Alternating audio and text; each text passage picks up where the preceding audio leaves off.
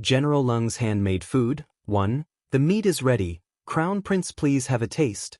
Looking at Huan Moche's struck dumb expression, Leng Yufeng went to the other side of the prince to sit down.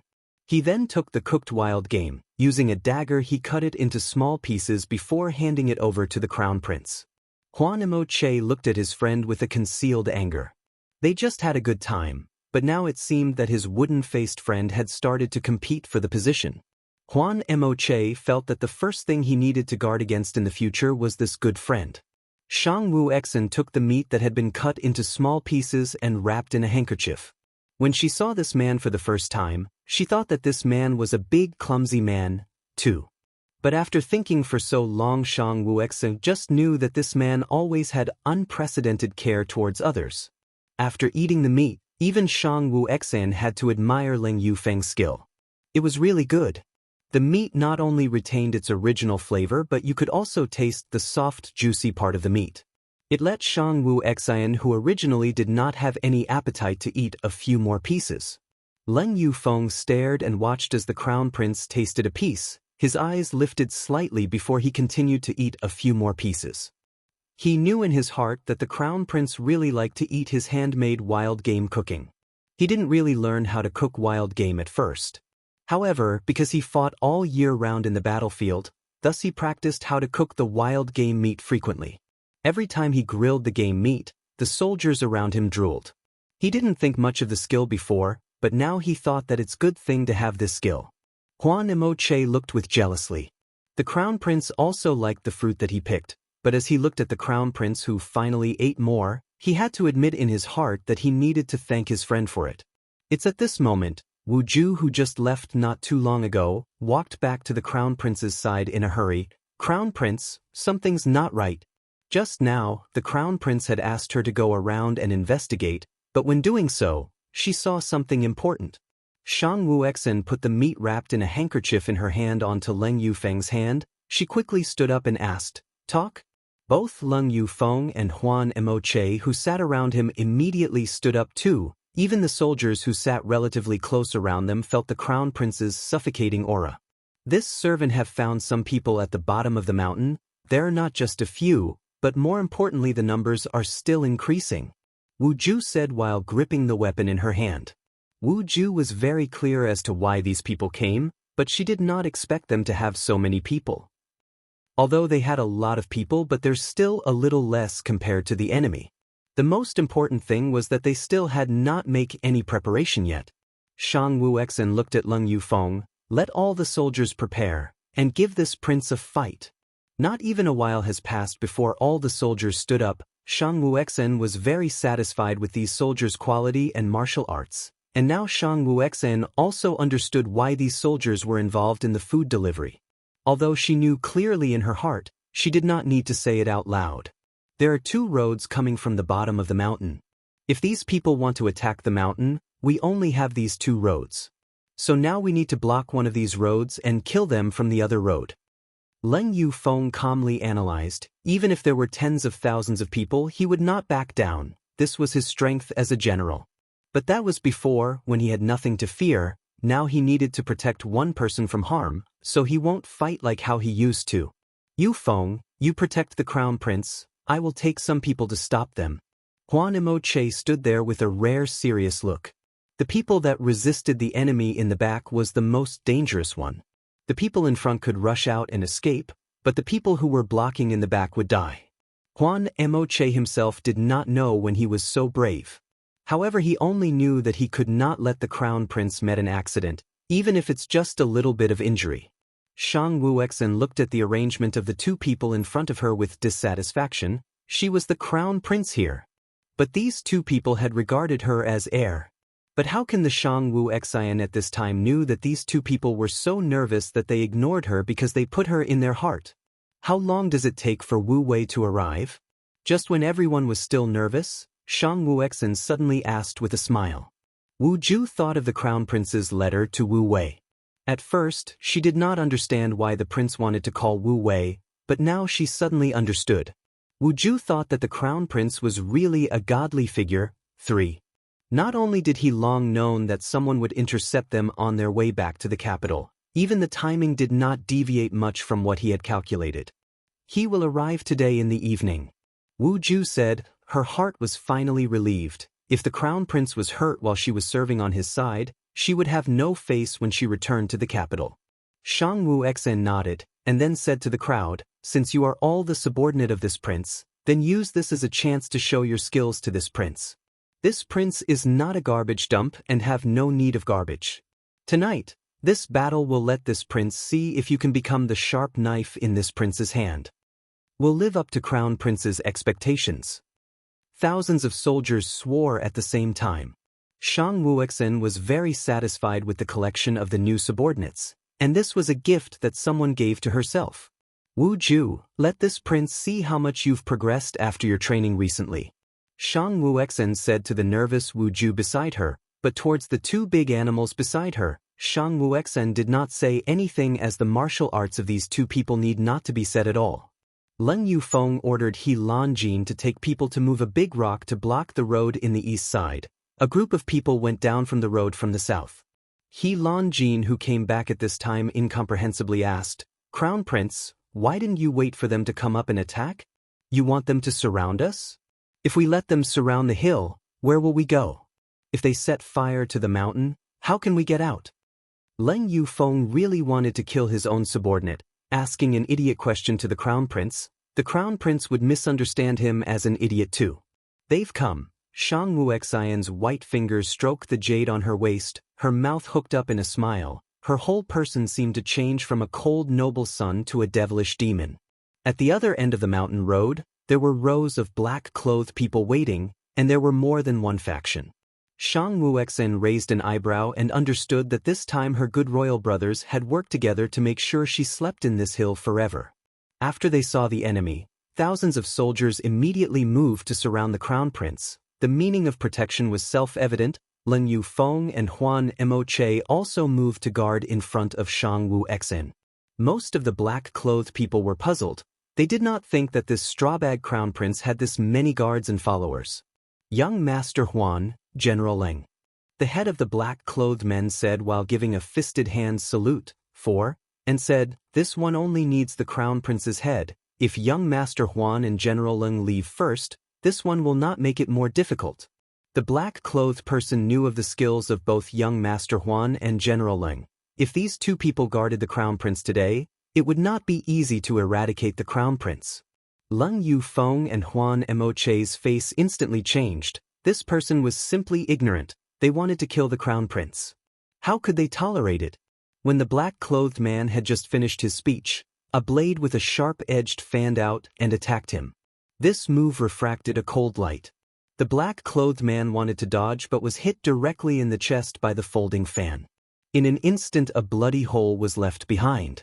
It started with Huan Moche and the killing in the mountain began instantly.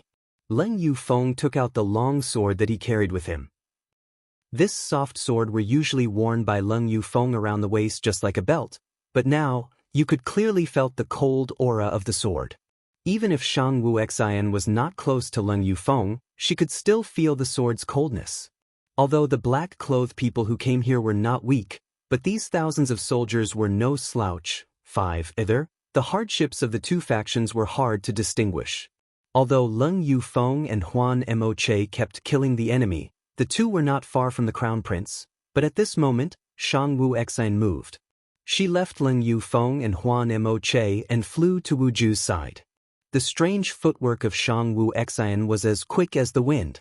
She appeared near a group of black-clothed men, with an unpredictable movements that were so ethereal, every move was calculated with traces of controlled movements, just like the death god's dance. Once she raised her hands and moved her foot, it was to harvest a life. At this time, Wu Ju had suffered some injuries. Shang Wuxian raised her hand and crushed the neck of a black-clothed man who nearly killed Wu Ju. "Bow down." Wu Ju heard the voice of the crown prince and immediately bowed down. Just as Wu Ju bowed her head, a big sword slashed across where Wu Ju's head was supposed to be. Wu Ju's heart turned cold. If the crown prince did not remind her in time, her head would be gone by now. Shang Wuxian faced myriad of swords upon swords. At this time Leng Yufeng and Huan Moche had arrived at the crown prince's side. Both of them blinked at the same time, but the blinked at Shang Wu Xen was somewhat puzzled by it. She did not want to think much of it and continued to kill. XXX, T/N note 1. Supposed to be game, but I changed it to food to prevent any misunderstanding. Game or wild game in this context means wild animals' meat that you hunt to get. 2. Google translated it as macho man. I think the author meant that as Lyf is a general, and has been to many battlefields, he would be used to the rough conditions and forgot much etiquette or manners while talking to other nobles. So literally bronze before brains. A man who fight first before using his brains? I guess?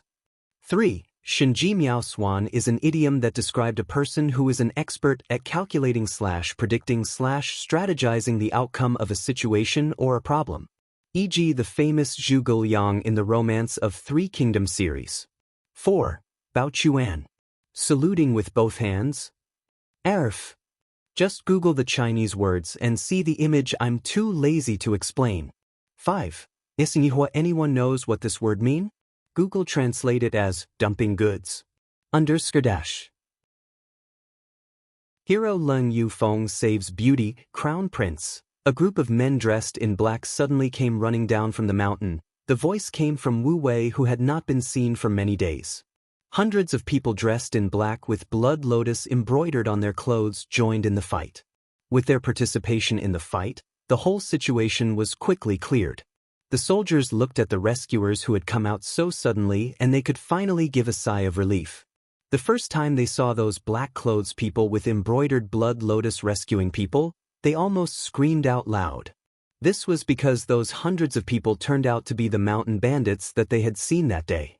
But now, these mountain bandits who wore a blood lotus embroidered black clothes. Every single one was very fierce. Where was the shadow of the mountain bandits from before? If they didn't see it with their own eyes, they would not know that not so long ago, these disciplined soldiers were the previous mountain bandits who robbed people. Because there were many people who participated in the fights, Shang Wu Xen retreated aside and stood there to watch Wu Wei's recently trained people. After watching them for a while, Shang Wu Xen was very satisfied with the people that Wu Wei trained. After they killed their enemies, Wu Wei with all the people that he brought kneeled on the ground and with a powerful voice said, "Greetings to Crown Prince."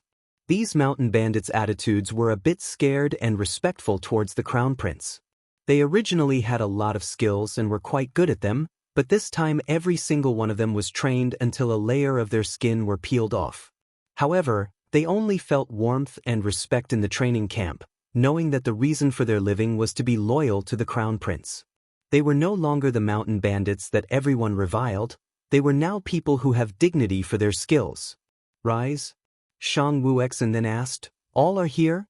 She had traversed a lot around the mountain hills that day, but if they're really the people that she collected, there should not be these few people only. No.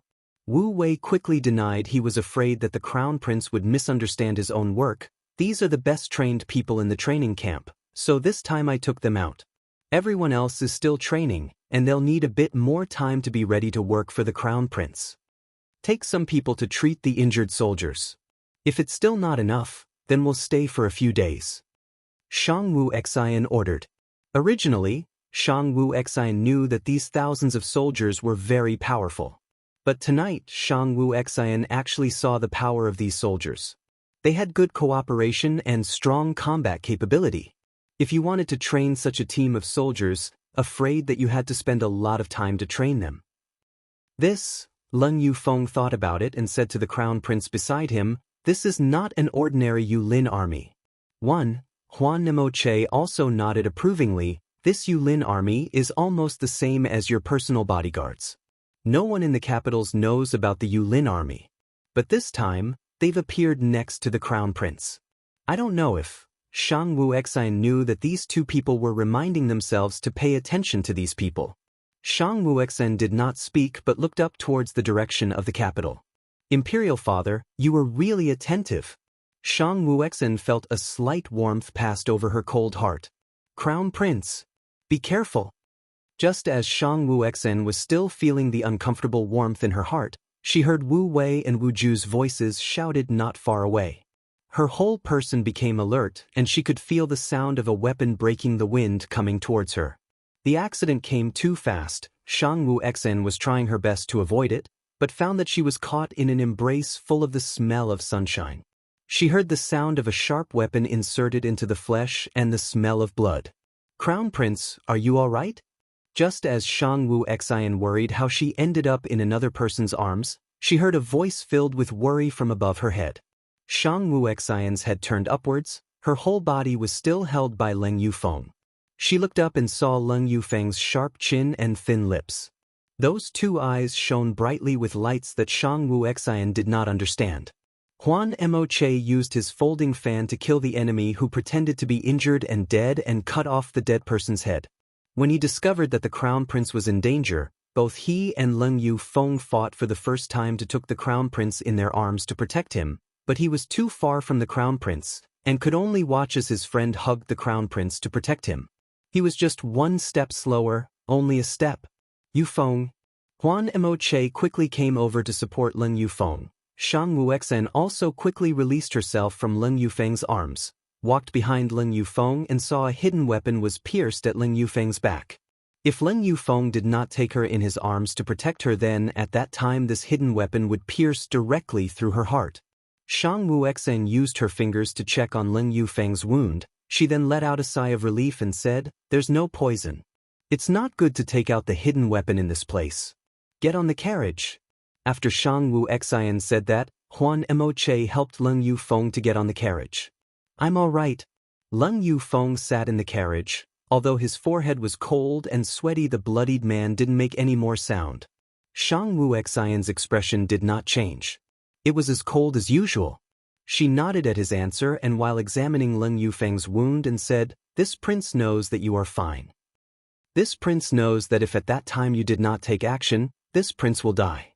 Leng Yufeng's mouth opened, not knowing how and what to say. When he saw the hidden weapon almost hit the Crown Prince, he didn't think too much. There was only one thought in his heart that keeps on repeating. Must not let the Crown Prince injured. Must not let the Crown Prince injured. 2. Shang Wuxian ripped open Leng Yufeng's clothes, then said to Leng Yufeng, "Bear with it," and then she quickly pulled out the hidden weapon. The bright red blood spurted out and splashed Shang Wuxian's fingers. Huan Moche took out his handkerchief and helped the Crown Prince to clean them. As this horse carriage used to belong to Asia, so it had a lot of good medicines hidden inside. Shang Wuxian took out a bottle of medicine and smeared them onto Leng Yufeng's wound. In just a moment, it stopped the bleeding. XXX, T/N note, /Yulin Army, literally translated to Royal, Forest, Army in that order. Yep. You did not see wrong. It's written repeatedly 2 times. Important things must be repeated 2 to 3 times. And in Mandarin/Chinese words they don't use thinking in your mind, but instead they use heart. As a heart or is a very very very important place/organ. Without a heart you will die. That heart is something that can express a lot of emotions, whether if it's anger, sadness, hurt, injured, and so on. So in short, it's used in many expressions. T/N trivia, your novice/amateur translator skill here, have to apologize to all the readers out there for the slow translations. She is an OL office lady who works 6 days a week from 07:00:18. 00 with only 1 hour break in the afternoon. Have overtime in office at least 2 to 3 days a week. Driving my own vehicle between office and home in one trip took around 45-60 minutes, i.e. if there's no traffic jam, oh how I hate traffic. And a bad case of health problems. But I still persevere. As I do enjoy translating this story. *V*. Your comments are my supports that shows that you're reading this. I hope that you enjoy reading this story as I do translating it. Although it's slow, Crown Prince. I can do it myself, said Leng Yufeng embarrassedly while looking at the cut cloth in Crown Prince's hand. He knew that Crown Prince was only going to bandage his wounds, but when he thought of how the Crown Prince was going to bandage his wound, his heart was not calm at all. He's afraid that the Crown Prince will see through how he felt. Oh. Shang Wuxian smiled. Her clear and bright crescent-shaped eyes seemed to shine brightly in the sun. She looked at Leng Yufeng's face that was slowly turning red. After Shang Wuexen handed the cloth in her hand to Leng Yufeng, her eyes looked at Leng Yufeng without seeing him, and could clearly saw how Leng Yufeng's neck turned red too. He took the cloth in his hand and while gritting his teeth, he said, asking the crown prince to please turn around. I'm going to take off my clothes to wrap the wound. When he was in the military camp, he had suffered numerous large and small wounds, and at that time he had tended to his wound in front of other men. But now, he did not know why, but doing so in front of the crown prince makes him feel awkward. Just like a girl. 2. Shang Wuexen not only did not turn away, but she still sat on the opposite side of Leng Yufeng while looking straight at him before releasing a sigh. We are all men, why do you need to be shy? When did General Leng become so sensitive? 3. Leng Yufeng was enlightened by Crown Prince's words, thinking why did he need to avoid it as both of them as men? If he made a big fuss about it, afraid that Crown Prince would be able to see his own thoughts. After thinking, Leng Yufeng quickly took off his damaged outer robe and his black inner shirt, and his perfect upper body was exposed. Wide shoulder, a narrow waist, and a perfect mermaid line abs, could be seen going down below as if to show off his figure. His skin was a healthy wheat color. Shang Wuexen knew that Leng Yufeng had a good body, but was still surprised to see it now. Leng Yufeng naturally had the so-called muscles on his body, but those muscles were not that exaggerated. His upper body had some deep and shallow scars on it. It seemed to be quite a long while back. If it's not because of the identity of this body, Shang Wuexen really wanted to rub Leng Yufeng's perfect body.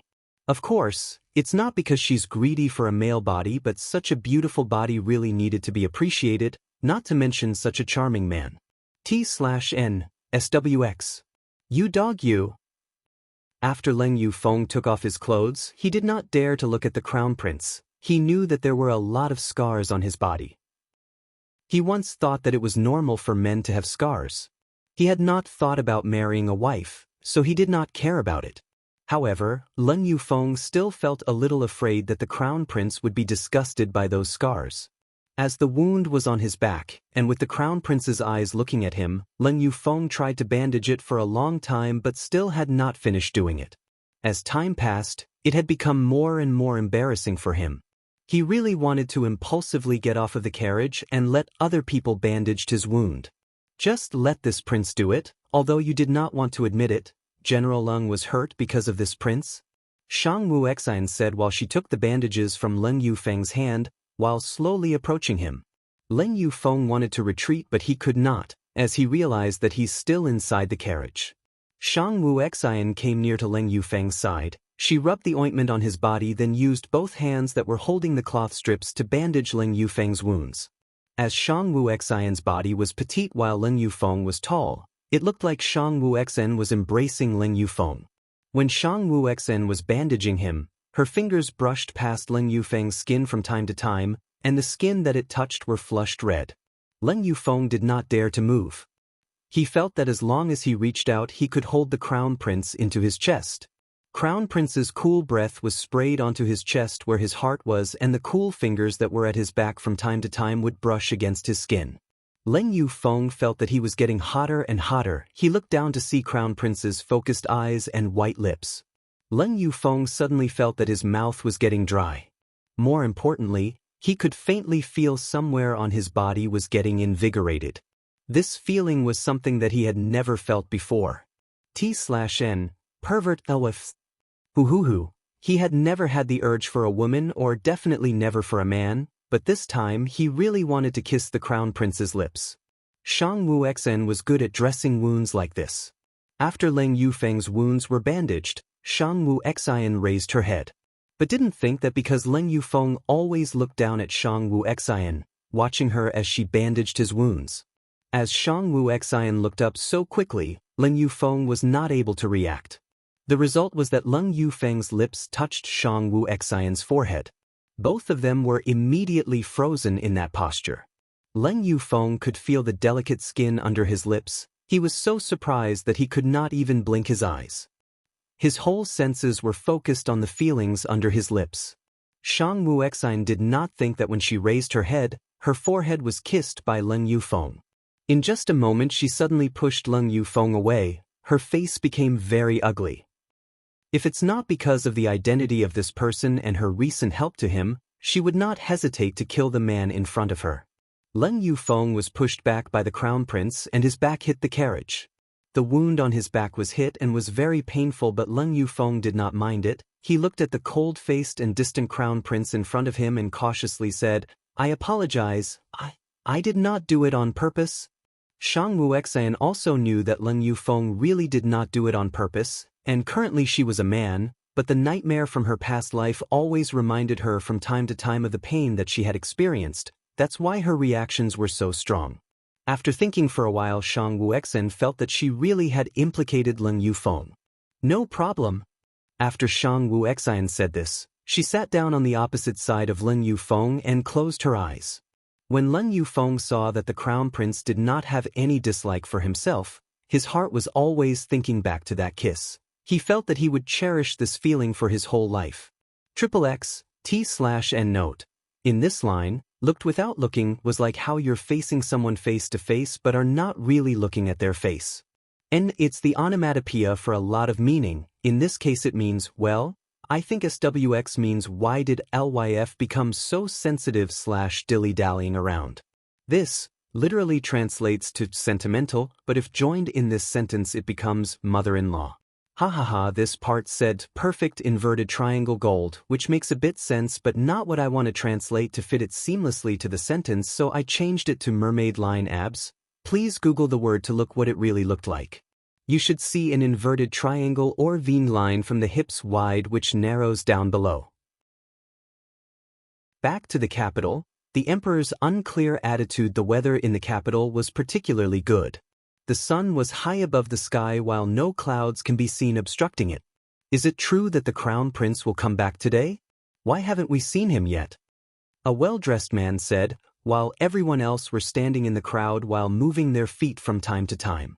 Yes, why didn't the crown prince come back yet? I didn't know before, but turns out that the crown prince is so capable. Another woman said with admiration. Say, all of you, what does the crown prince look like? Previously heard from other people said that the crown prince was weak and cowardly, but I just know now that that's just a rumor. Don't know if crown prince's appearance now is very handsome? A group of women were thinking curiously. Shang Wuxian's great achievements in Fengzhou City had been famous. The people of Fengzhou City had specially written a book filled with the gratitude for the crown prince's help and sent them to the capital. The way they portray him is just like a savior that was sent by the god. Back then, no matter if it was the capital's official lady or even a merchant's lady, no woman was willing to marry into the crown prince's house. No one loves the crown prince. But now, after listening to the each and every single rumors of the crown prince's capability and skills, of how after his big self-introduction in his birthday's banquet, and working hard to benefit the people, the news slowly made the women in the capital to look forward to meet the crown prince, and there were even many women who wanted to marry into the crown prince's house. Deep inside the capital's city gate tower, there sat the emperor. The ministers were standing outside, knowing the big sensation caused by the crown prince. The emperor had actually came to personally welcome the crown prince. This gesture was only done when the generals won in battles and returned. The princes had never received such a privilege. However, crown prince was the first person to receive this grace. Why hasn't the crown prince back yet? Didn't he know that imperial father is waiting for him at the city gate tower? Shang Chenjiao, dissatisfiedly said, he was currently staying and enjoying himself in Shaochui. It's the largest brothel in the capital.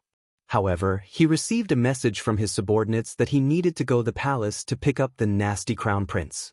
If it wasn't for the father emperor's arrival today, he would not leave. No one dared to reply to Shang Chenjiao's complaints. They had once done wanton slander on the crown prince's incompetence in front of the emperor. But after these few days of investigation, they learned that the crown prince was a sleeping tiger. Who dared to pee on the tiger's head? Even if the emperor's attitude was unknown, but with General Leng and young Master Huan's helping the crown prince, with this kind of support, who dare to underestimate him? At this time, behind the imperial curtain seat, no one in the crowd dared to look up at the Qing emperor. The people below could only saw a bright yellow sedan chair on the tower above their heads. Crown Prince! Didn't know who shouted at first, but then they finally saw a row of armored soldiers slowly reaching the capital. However, those curious people didn't see the famous Crown Prince nor the famous General Leng and young Master Huan of Zhenjiang City. As thousands of soldiers slowly approached the city's gate, all of them saw a carriage in the middle of the formation. It was protected by the soldiers. This clearly meant that the Crown Prince was definitely in that carriage. Although many people were dissatisfied with the Crown Prince's attitude, but after thinking that both General Leng and young Master Huan was also in the carriage, no one had raised any objections. The soldiers stopped in front of the city's gate in a neat formation. The people's attention was focused on the carriage. As the carriage's curtain opened and a man dressed in a blue-colored robe came out of it, many women's faces had turned red. This man was the first young master in the capital, Huan Emoche. A handsome face could be seen clearly, wearing a jade crown on his head. The blue robes were embroidered with gold threads giving a shiny look lining the robe, while his white fingers were holding onto a jiang zhuang, fan. Huan Emoche gently smiled and walked down and out of the horse carriage. Another man came out of the carriage. When he came out, many ministers were shocked. They did not expect General Leng would accompany the Crown Prince in the carriage. It seemed that the relationship between General Leng and the Crown Prince was very good. Leng Yufeng was wearing a black vest that was fitted to his strong body and enhanced all his facial features. With his cold temperament, every step that he took brought inexplicable pressure that made many people felt difficult to breathe. It turns out to be General Leng. The voice of the people did not stop clamoring. I've finally seen young Master Huan. A woman's amazed voice can be heard. At this moment, both Leng Yufeng and Huan Emoche, who had already gotten off the carriage, were standing on each side of the horse carriage while picking up the carriage's curtains apart at the same time. This gesture was originally supposed to be done by other subordinates, but now such gesture was done by such a proud person, surprised many people. It is at this time, a figure emerged from the carriage and all the people who saw the Crown Prince's appearance was surprised. The man who came out of the carriage, his skin was white as snow, his eyebrows were slightly lifted at the end, his nose was graceful, and his lips were perfectly shaped. Particularly his eyes that shone bright as the stars, revealing wisdom and confidence that could not be ignored like a true nobleman. Long black hair was tied up in a bun on top of his head, with a delicate white jade crown fastened on it. He had beautiful facial features. The ordinary white robes was worn by him gracefully. 3. In just a fleeting moment, the Crown Prince left the eyes of the crowd and walked up to the city gate's tower. Those women had become idiots and were obsessed with the Crown Prince's appearance were still standing there, hoping to catch a glimpse of him one more time, only to realize that the Crown Prince had left. His mysteriousness had just left many people obsessed.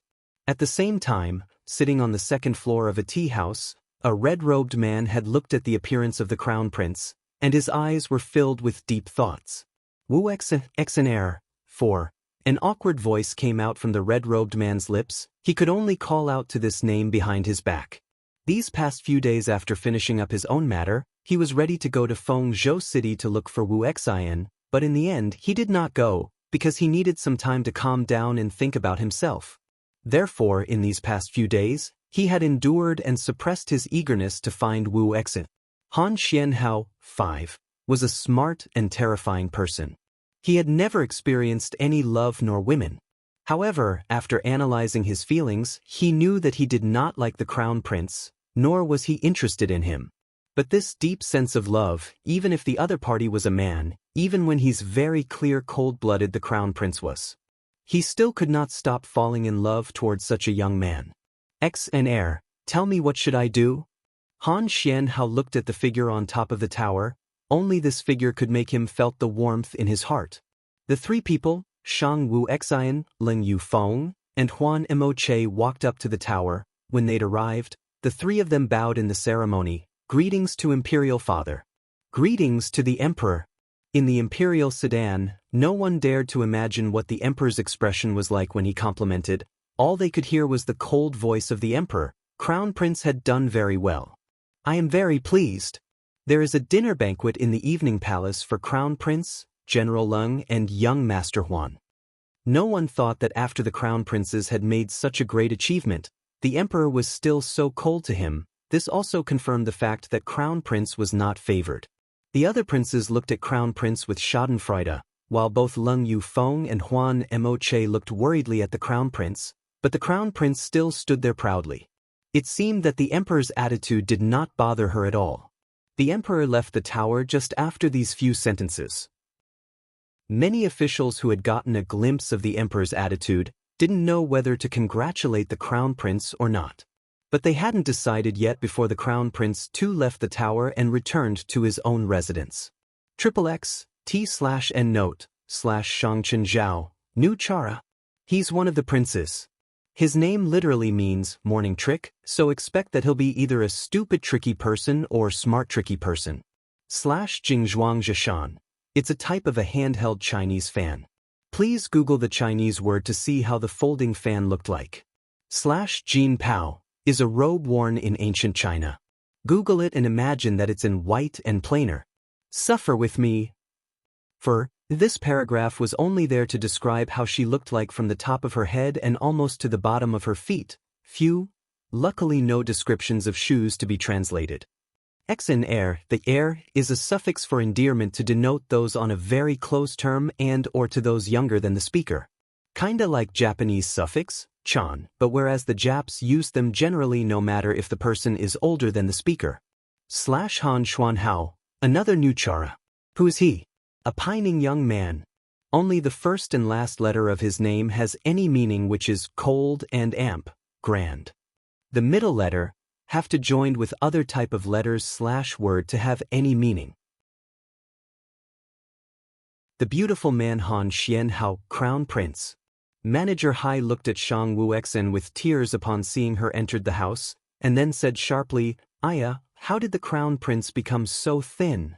This old slave said that he would go together with the Crown Prince, but Crown Prince disagree. Look, Crown Prince has slimmed down into this. Shang Wuxen looked at Manager Hai, who was about to reach out his hand to check on her. She wanted to get angry, but faced with an elder who had her in his heart, she could only give Wu Wei, who was stationed beside her, a look. Wu Wei immediately pulled Manager Hai away and said, "Crown Prince is tired from the journey, it's better to let him rest first. Moreover, Crown Prince still need to go to the palace for the dinner banquet. Manager Hai better prepare food for the Crown Prince to eat first, if not he will be hungry at the banquet." Hearing that, Manager Hai quickly rushed to the kitchen. His speed was not slowed down by his fat body at all. Shang Wuxen looked at Manager Hai's back. Her heart was filled with warmth. Only this Manager Hai had always put herself in his heart. Whether she was a weak person before or a cruel person now, this Manager Hai had never had the slightest hint of betrayal in his heart. To say that he's loyal was true, say that he's stupid was true too. Shang Wuxen was pleased to have such an elder like this beside her. "How's their progress recently?" Shang Wuxen asked as she walked. "Everything is fine, the guards inside are halfway through in their training." When the Crown Prince was absent, there were several forces who wanted to break into the residence but was stopped. Those mountain bandits' training will not take much longer to finish for the Crown Prince to utilize. Wu Wei replied from behind the Crown Prince. "Are there injuries?" Shang Wuxen's face turned slightly cold. Now that these people will be working under her as her subordinate. Shang Wuxen had this, don't know if it's a good or bad habit, that was protective. She's extremely protective to those she considered her own. Wu Wei's heart immediately warmed up, and she quickly replied, "None, the people that they've sent were average at best, really has nothing to see." Shang Wuxen walked into her bedroom, while Wu Wei stood guard outside her room. In fact, she was very curious. Since she first followed the Crown Prince, she had never seen anyone waiting close, to the Crown Prince. Every time she combed Crown Prince's hair in the morning, he had already finished dressing himself. However, after thinking for a long time, Wu Wei just thought that this was just Crown Prince's habit and that he didn't like to have other people near him. When Shang Wuxen entered her room, she saw a red-clothed man lying on her soft couch. Han Xian Hao leaned back on the soft couch. His ink-colored long hair was tied up to a side on his chest before falling down like a willow. Not too much, not too less, just enough to add some intoxicating feeling. As soon as she entered the room and looked at the intoxicating view, Shang Wuxian, who was feeling irritated before, calmed down. She looked at Han Xianhao lying there and asked, "Xianhao, why have you come to my place this time?" The trip to Fengzhou City was so smooth, didn't know how much Han Shuihao helped from behind. Shang Wuxian did not even need to investigate to know. Even though this man was evil, but he had no malicious intent towards herself. Shang Wuxian was someone who will not hate others for no reason. No matter how you say it, both of us can be considered as friends. This friend has come to see Wuxian, why not? Han Xianhao said while he even threw a wink to Shang Wuxian. He thought, since he can't bear to let him go, then just be close. Since he like him, then he won't let him go. It's not important whether if they're of the same sex or with different identities. The key is Shang Wuxian's heart. But you're ignorantly coming to my house. Isn't this like a thief? Shang Wuxian rarely made a joke, and she did not smile at all.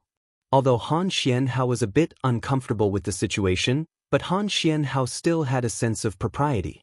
Although he had entered her room, he never entered her inner chamber where she sleep, so she did not get angry when she saw Han Xianhao. Han Xianhao turned his body. Shang Wuxian found that what Han Xianhao's wore today seemed to be somewhat seductive. With Han Xianhao's action, the red clothes loosened slightly to reveal Han Xianhao's white jade-like collarbone, which was really a crime. Thief? This one word was spoken a few times out from Han Xianhao's mouth, then he laughed out loud and said, "I really came to be a thief. Because I've come to steal your person, and steal your heart." Han Xianhao silently said in his heart, "Go back." Shang Wuxian saw her clothes had loosened and rushed out the words, "She still needs to wash." If Han Xianhao was still here, she's afraid that she would still wear this same clothes to attend the palace's banquet. Han Xianhao also knew that everything could not be rushed. He nodded and said, "If I have time I will come to see you. If you have any problem you can find me in Star Tower, too." That is the intelligence network of Hanxing Pavilion. Star Tower? Shang Wuxian was surprised. Star Tower was a famous brothel in the mainland, but her investigations never found out that it was one of Han Xianhao's power. The Star Tower was not just a brothel, there were many people who liked to talk about things there too.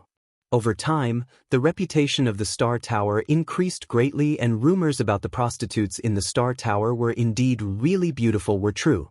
Why is the name so strange? Shang Wuxian was puzzled. As far as she knew, usually the name of the brothel were usually very artistic, but this brothel was called with such a fresh name which really contradict with the brothel itself. Han Xianhao's body was a little stiff. No one has ever asked him this question. This was the first person to ask where did Star Pavilion name came from. He had dismissed others or even given explanation about it, but now he wanted to tell everything to the young man in front of him. He wanted to share all his weal and woe. 3. With an indifferent smile, Han Xianhao sat up and looked at the young man in front of him and said, "Whenever I escaped from death, I was alone. When I looked up, I can only see the stars in the sky, and that was the most beautiful scenery that I've ever seen. And now, I have finally found the most beautiful scenery that belongs to me." Towards Han Xianhao's painful past, even though it was sad, Shang Wuxian still had not the slightest fluctuations in her emotion. She did not even sympathize. When Han Xianhao saw the impenetrable young man whose heart was not moved at all, his heart was somewhat frustrated. It seemed that the Crown Prince's heart was colder than he had imagined. "Why does the Crown Prince not sympathize me?" Han Xianhao grievingly said.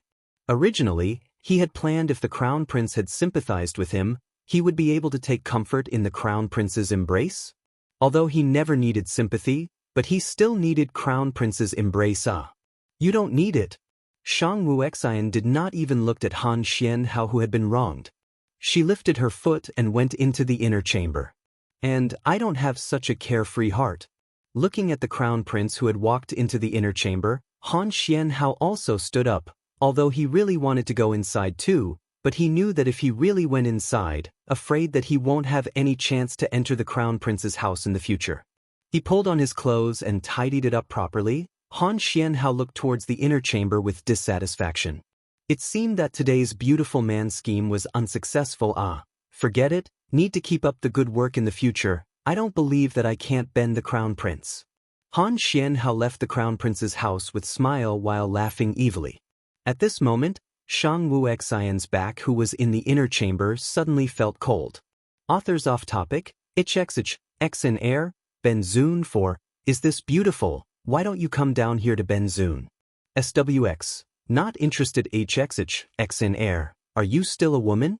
SWX, this prince is a man HXH, Benzun heart is hurt, asking for comfort, SWX, you can roll away now. End of authors off topic, XXX, T/N note, waiting here means, you see in those palace dramas, the nobles almost always had an entourage of maids or eunuch following and waiting beside them or stand in / outside the room.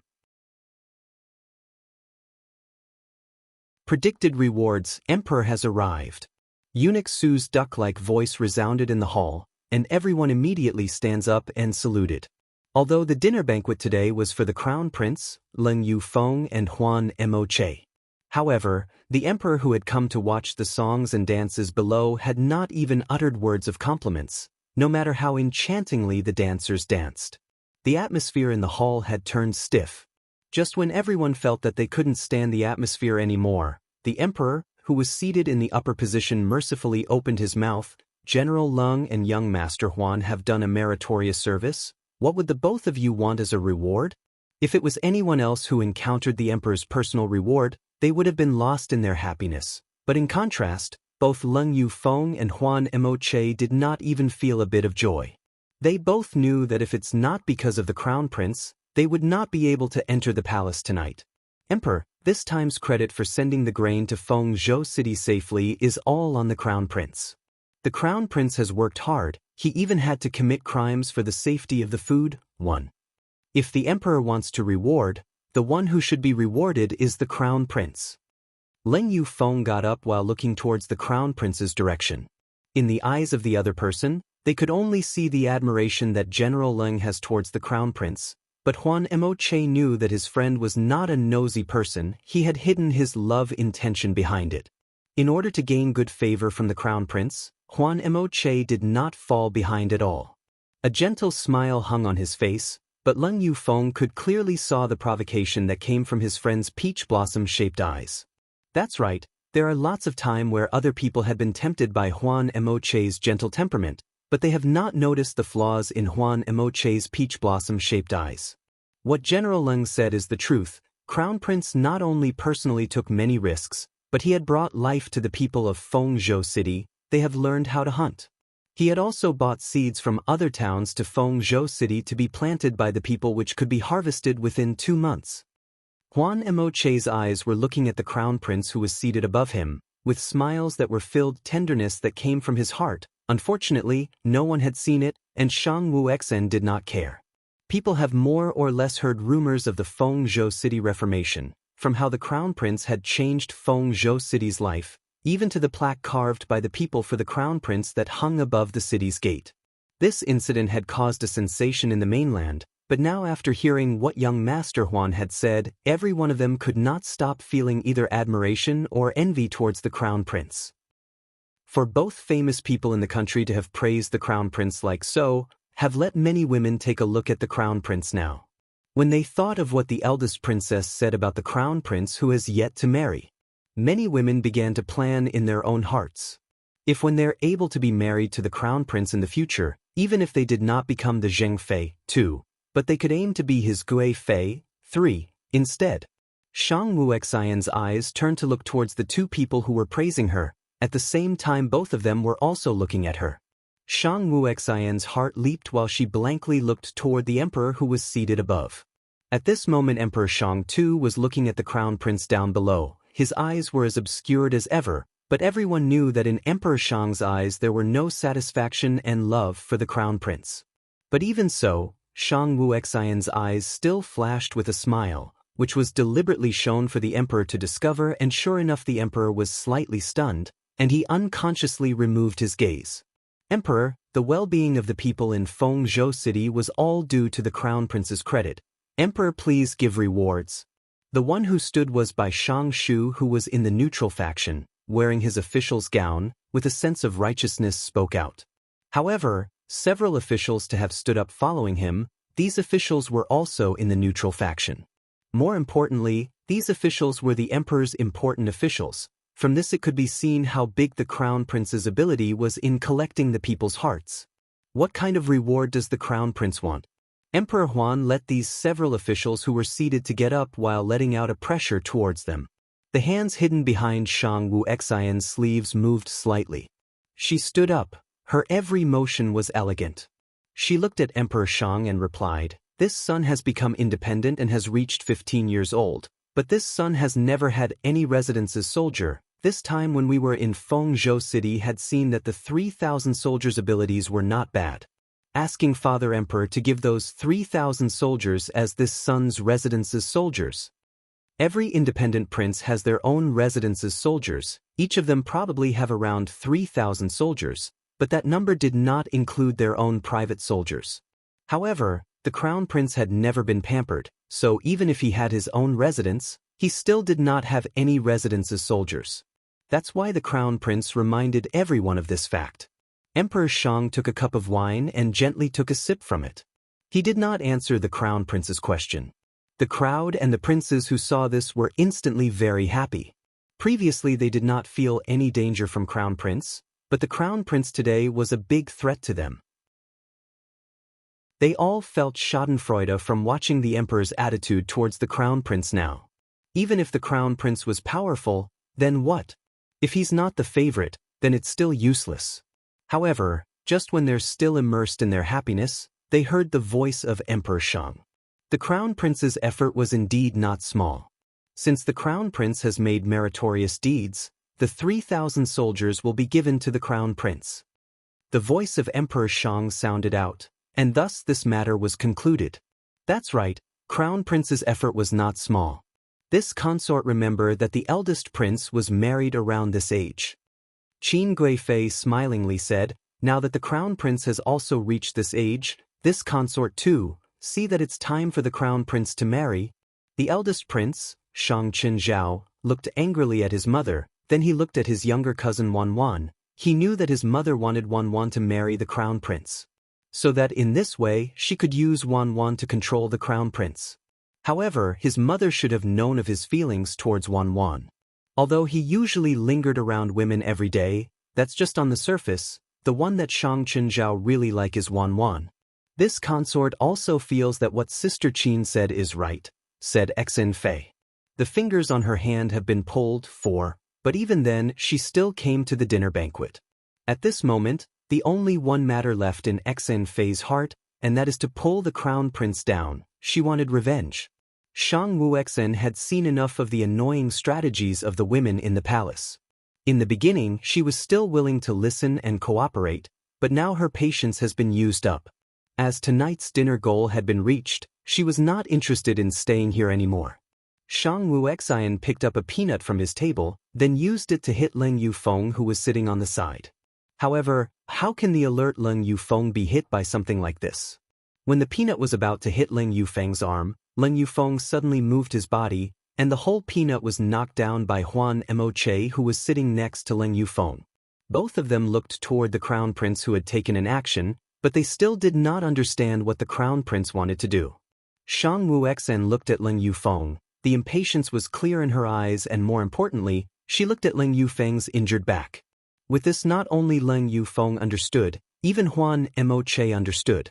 Huan Emoche's peach blossom eyes were filled with smiles and pampering. He did not think that the cold crown prince would have a naughty time too. Leng Yufeng looked at the crown prince's expressionless face and didn't know why, but he could see the crown prince's grievances in that delicate little face, turning his heart incredibly soft. "General Leng, what's wrong with you?" The panicked voice came from the crown prince resounded in the hall. XXX/T/N note, flashback in previous chapters, where SWX killed some of the hunger-crazed people who tried to rob them when they just entered the city. /Zheng Fei, secondary official wife / secondary princess. /Gui Fei Pin, a rank lower than Zheng Fei, or can also said to be royal concubines. PS, see this web for the harem rankings. Remove all the spaces. https://infogalactic.com/info/ranks_of_imperial_consorts_China. I don't understand this part and amp. have forgotten about this scene in previous chapters. Anyone can inform me in Discord to refresh my memories? T/and trivia /BA is an onomatopoeia that the Chinese-speaking people always used in certain circumstances as an emphasis. It's the same like the onomatopoeia as or la. You can usually hear this commonly spoken in a Singaporean English informal. Especially the don't be like that la. It just means please don't be like that. 47 The adorable manager Hai. After Shang Wu Exin washed and changed her clothes, she walked out from the inner sleeping chamber.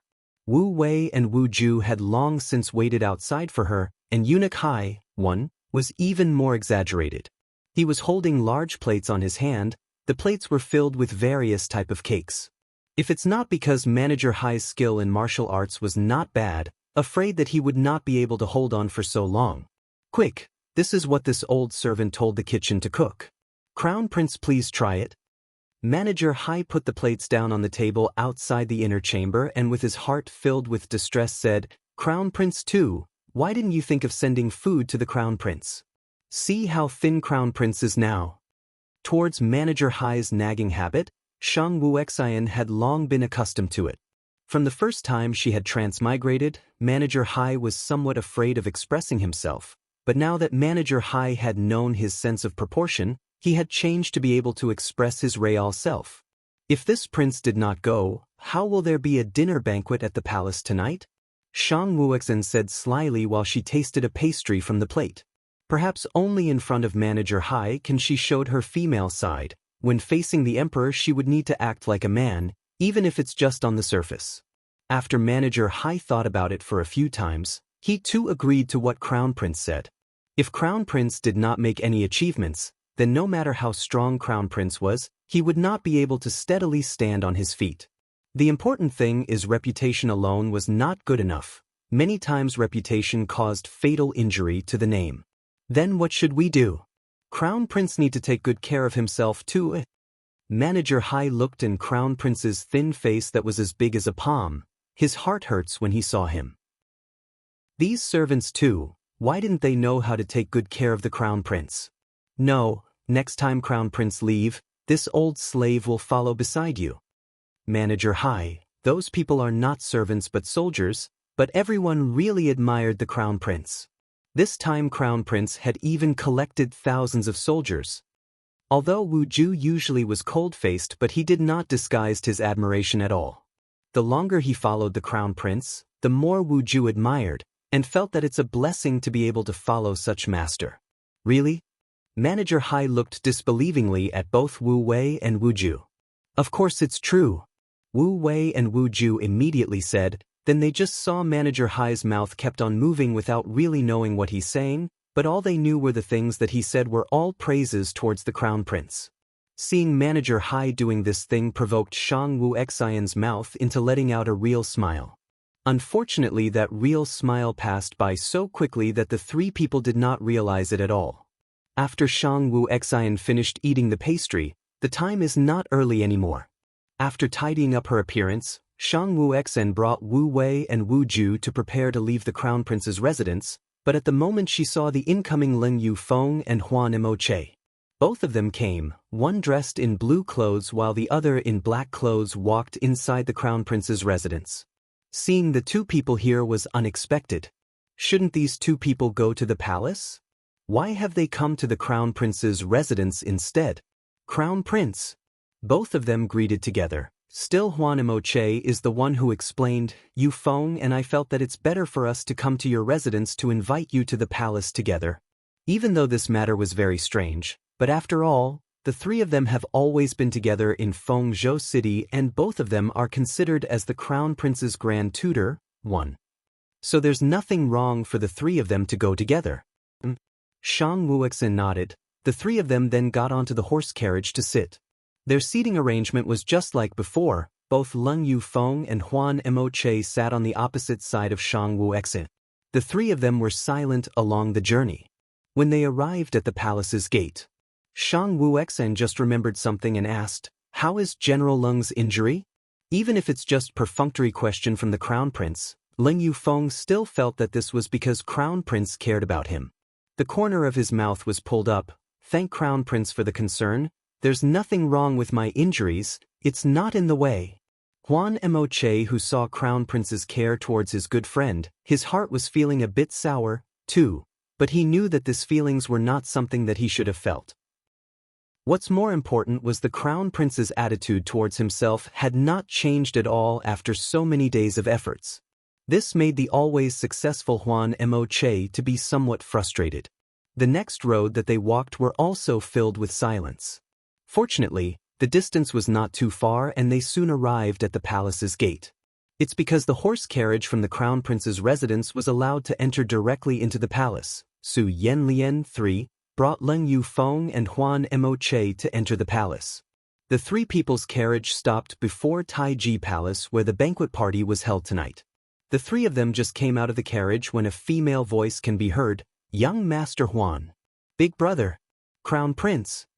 Followed by a crisp voice calling, "Crown Prince. Big brother.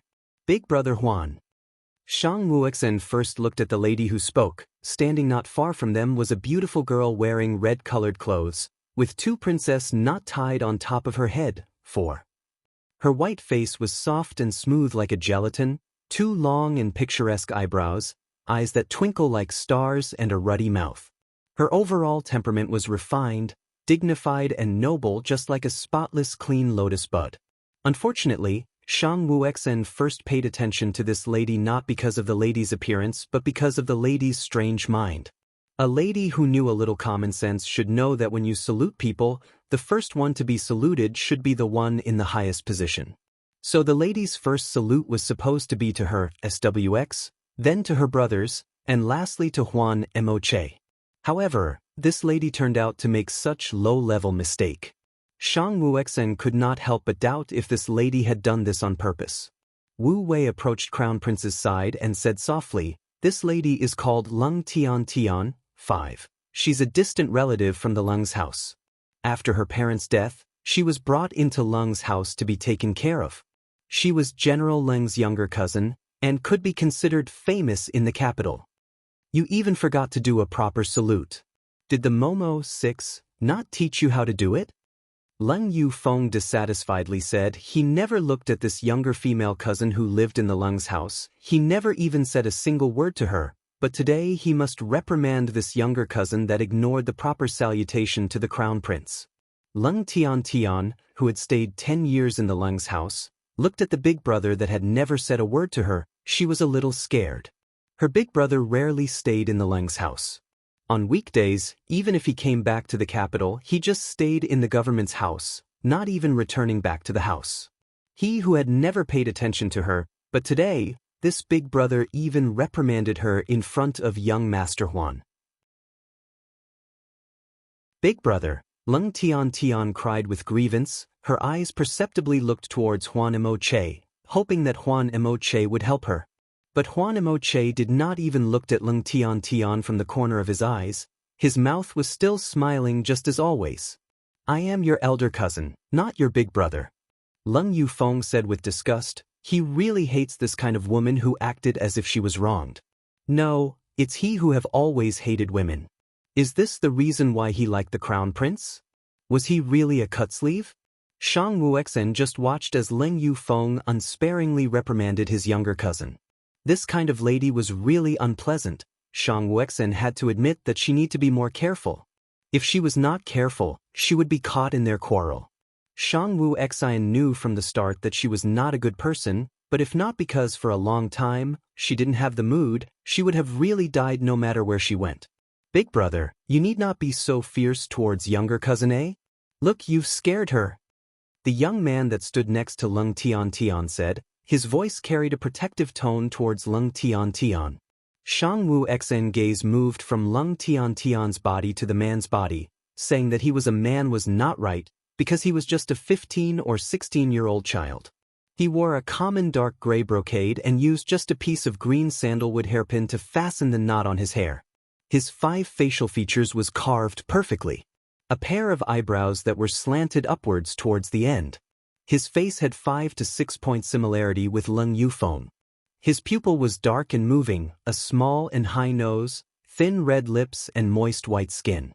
His mouth was slightly curled up at the corners, revealing two sweet dimples. No matter how you looked at him, you could only see a lovable little boy. Crown Prince, this person is called Leng Zishir, 7. He's General Leng's Shu, 8, younger brother. His innocent character was loved by General Leng's father. Wu Wei immediately explained, because he was afraid that when Crown Prince needed to know some things, so she memorized many people and things in the capital. Towards the complaints of this younger brother, Leng Yufeng did not even care at all. Big brother Huan. I haven't seen you for a long time. Leng Tian shyly walked closer to Huan Emoche, but she had not even got closer before she saw the change in Huan Emoche's face. Clearly his face was still smiling, but it was so chilly that made Leng Tian dare not move a step forward. Young Lady Leng. Huan Emoche smilingly said, but his words left Leng Tian face turned white. I am not familiar with young Lady Leng, asking young Lady Leng to call me young Master Huan instead. Big brother Huan, elder cousin is big brother's younger cousin. You are big brother's friend. It's not wrong for elder cousin calling you big brother Huan A. Leng Zishir dissatisfiedly said while he went to Huan Emoja's side. His personality was very straightforward and somewhat cute. Towards Leng Zishir's dissatisfaction, Huan Emoja without a smile present on his face said, when men and women reach 7 years old, they should be guarded. If young Lady Leng was too familiar with this young master's name, it would not be good for young Lady Leng's reputation. The words that he said seemed to be thinking out for Leng Tian, but the rejection in the words were also very obvious. Leng Tian's head dropped down, she didn't know what's good for her, while Leng Zishir ran to the Crown Prince's side. XXX, T/N note, /Taifu. See link for description for this rank https://www. U/%E5% A4% AA% E5% 82% 85//swan. Sour. In Chinese, sour, synonym to the feeling of jealousy/su yen lian. Nu chara. Dunno who yet, no info. Search Google for this sentence. It's a kind of hair arrangement. /Ling Tian, Nu chara. She is Lyf's distant cousin. Her name does not have any meaning by itself. /mama/no. The mama/momo here is not mother, but is an elderly lady who do a lot of work. There's a momo for teaching, rough jobs, cleaning/sewing, heavy jobs, beating women cause when they punish women in the house they won't ever use men to do it. The mistress either told their maids to do it or they order the momo/mama to do it. /Leng Zishir. He's Lyf's Shu little brother from a same father, but his mother is a concubine while Lyf is the D son. Shuth or D. Official wife or the first acknowledged wife of a man is called D wife, so her children too will be called D son of father/family's name. Only a Deej position in a family can inherit the father's official position or as head of a family, while the Chuk came from the children of the concubines. They do not have the right to inherit any titles or positions unless something happened to the D branch. The children from the Chud branch usually, almost always used to be married off or took other families' Chud children as their wife/husband. The family usually used the Chud daughters as gifts to a higher position man or their Chud branch or to be married off as concubines to strengthen the family's influence. The girls rarely married as a Deej wife of a D son of a family. They usually married as a Deej wife of a Chud branch of a family. Leng Tian's infatuation. Greetings to the Crown Prince. Leng Zishir smiled at Shang Wuexin. The lovely dimples shown near the corner of his mouth instantly added an innocent charm to this young boy. Shang Wuexin nodded her head. She didn't have any other thoughts towards this young boy. More importantly, this kind of young boy was outside of Shang Wuexin's world. She didn't expect Leng Yufeng to have such a bright younger brother that was unlike a child who was raised in a big family. Leng Zishir looked at this exquisite crown prince's look. There was a sudden feeling of defeat in his heart. He originally thought that in this world, his big brother and big brother Huan was already a very handsome and good-looking man, but only after he saw Crown Prince's face did he realize that in this world there were men who could be beautiful too. Looking at the crown prince's cold attitude, Leng Zishi's heart was disappointed. For so many years, no matter if it's men or women, there were very few people who acted so indifferent towards him. The majority of them really liked to be together with him. Even his big brother and big brother Huan were not that indifferent towards him. Big brother, does the crown prince hate me? Leng Zishi walked to Leng Yufeng's side while frowning with some grievances, although he was not close to his big brother. Leng Zishi had always admired his big brother, but unfortunately, this big brother was indifferent towards him or to any of his other younger siblings. At least big brother's attitude was quite good to him. Sometimes when he talked to big brother, he would still pay attention to what he said. Leng Yufeng looked at his eyes for a moment and turned to go to Taiji Temple. An impatient look was shown on his face. Leng Yufeng never replied to his younger Shu brother's question, and Huan Emoche raised his foot to follow after him. While the sad Leng Tian was forgotten by both of them, even Leng Zishi had ignored her. At this time, Leng Zishi did not know, when he smiled towards the crown prince just now, both Leng Yufeng and Huan Emoche's hearts were already feeling uncomfortable. Both of them already knew that although Leng Zishi was young, he was a bright person. And for dark kind of people, it was easy for them to develop good feelings towards this bright kind of people.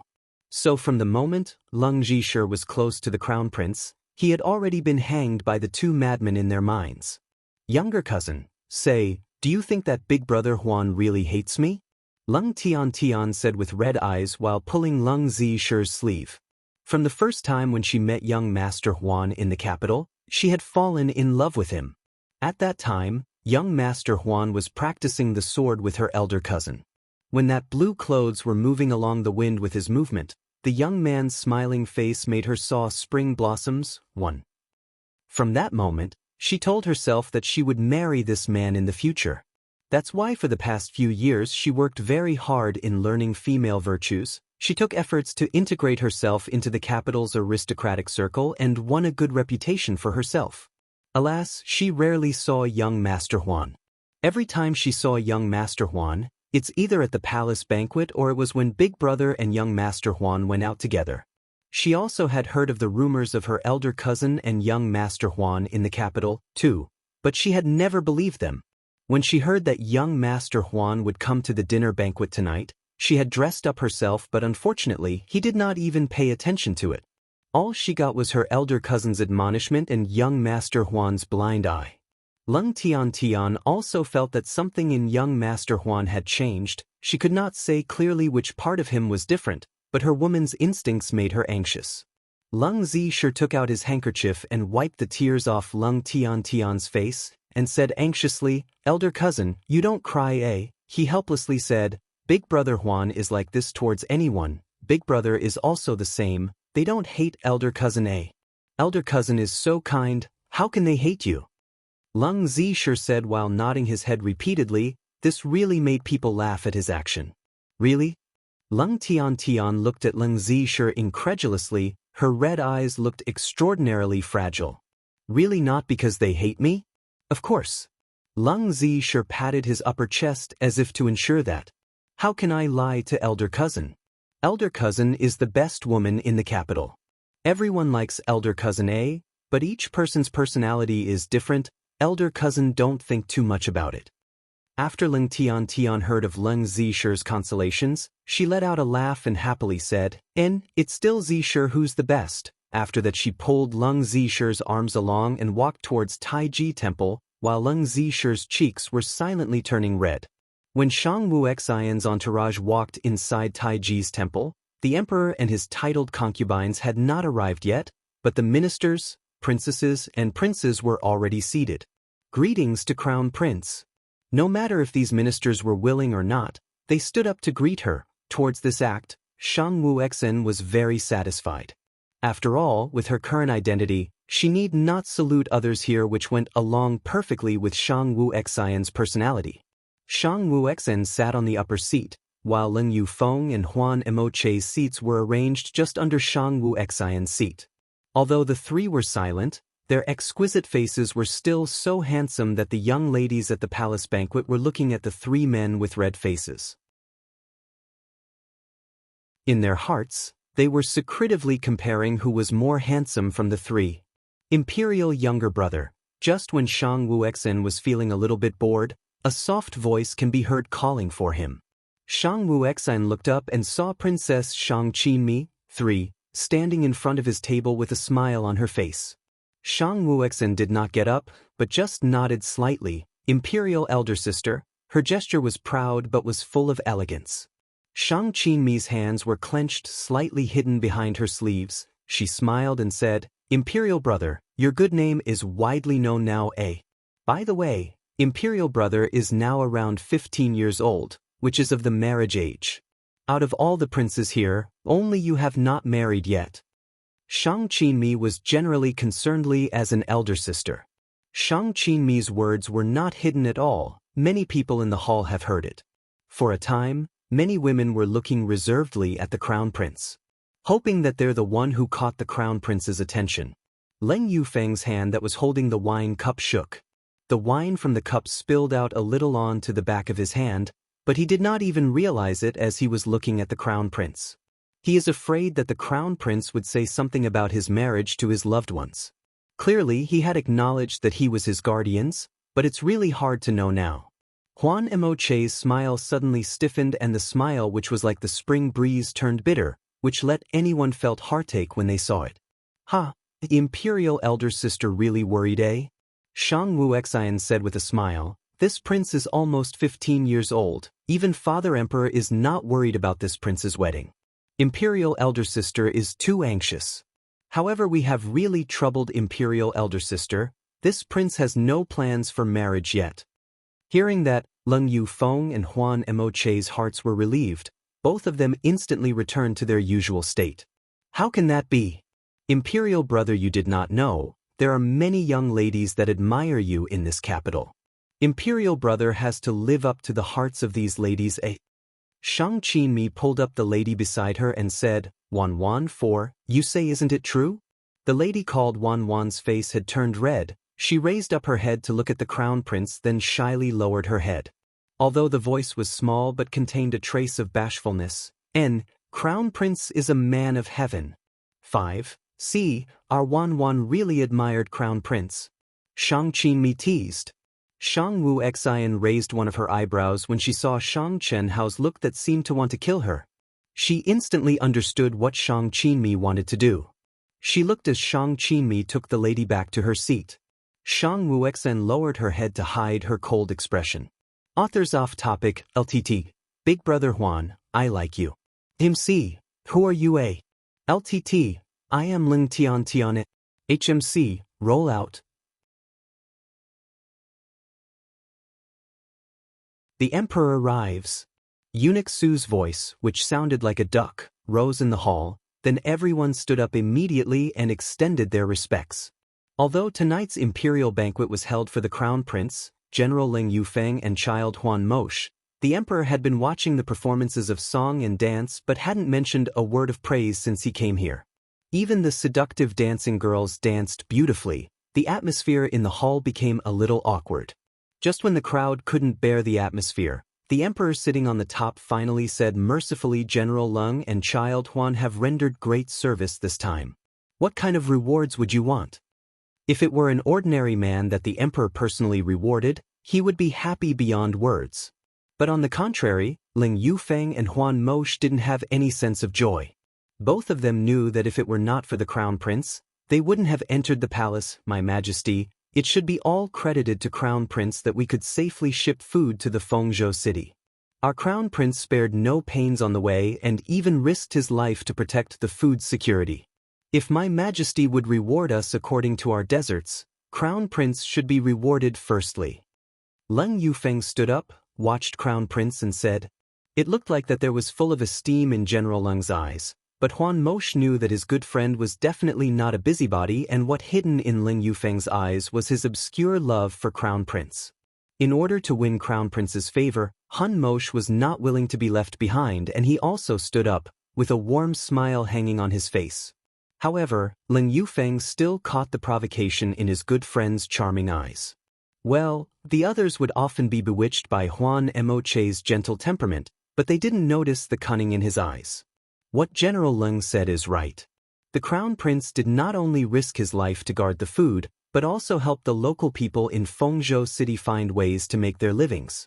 He taught them to hunt and bought some seeds from other counties for them. The local people will harvest their own crops in less than 2 months. Watching the Crown Prince sitting there, Huan Mosh filled his charming eyes with joy and affection, which didn't like the usual false blandness but were very sincere. Unfortunately, the others didn't recognize that, nor did Shang Wuxin notice that. People had heard some rumors about the reforms in Fengzhou City and knew that the Crown Prince changed the lives of the local people, some of whom even carved a plague for him and hung it on the gate of the city, which stirred the mainland. However, hearing Child Huan narrated that in this way, people still couldn't help admiring the Crown Prince or being afraid of him. Both Leng Yufeng and Huan Mosh were big shots in the Shang state. As they praised the Crown Prince, many girls looked at him, thinking that the eldest princess just said that the Crown Prince was not married. Then they all pondered that if they could marry him, even not as the principal consort, they would become an imperial consort or at least a consort when Crown Prince took over the throne in the future. Shang Wuxin turned her eyes to the 2 persons beneath her who tried their best to show themselves, and they happened to look at her at the same time. Shang Wuxin felt her heart miss a beat but still remained expressionless and averted her eyes to Emperor Shang sitting on the top. And at the moment, Emperor Shang was staring at Crown Prince beneath him. As always, it was difficult to understand the look in Emperor Shang's eyes. But everyone knew that there was no satisfaction and care for Crown Prince in his eyes. Nevertheless, a glimmer of smile still flashed in Crown Prince's eyes, and he let Emperor Shang notice his smile on purpose. As expected, Emperor Shang was stunned for an instant and he withdrew his eyes from Crown Prince uneasily. My Majesty, Crown Prince have made much contribution for the prosperous and contented lives of the local people in Fengzhou City. My Majesty should reward him for what he has done. The man who stood out and spoke for Crown Prince should be the minister by who had been remaining neutral. He wore his official robe and kneeled down, and his righteousness was showed without reservation. Not and in a short while, some other officials also stood out. However, they all usually maintain neutrality, and more importantly, these officials used to be in important positions, from which it could be seen that the Crown Prince was very competent at gaining support from others. What does Crown Prince want as rewards? Emperor Shang, sitting there in a domineering manner, let the officials stand up and asked. Her hands and her sleeves moved slightly, and then Shang Wuxin stood up genteelly. Her every movement was very graceful. She looked at the Emperor Shang sitting above him and said, I have already established my own house and been 15 years old, but I haven't had my own soldiers. I found that the 3,000 soldiers in Fengzhou City are not bad. Why not Father grant them to me? All the princes who had their own mansion all possessed their own soldiers, and each of them owned about 3,000 soldiers and also had many private soldiers. But as Crown Prince hadn't been favored by Emperor Shang, even he had his own mansion early, he didn't have any soldiers. The moment Crown Prince mentioned it, people all remembered. Emperor Shang picked up the wine cup and took a sip of the wine, but didn't answer Crown Prince's question. The group of consorts and princes became happy instantly. They weren't afraid of the Crown Prince at all before, but these days, they realized that the Crown Prince became a threat to them.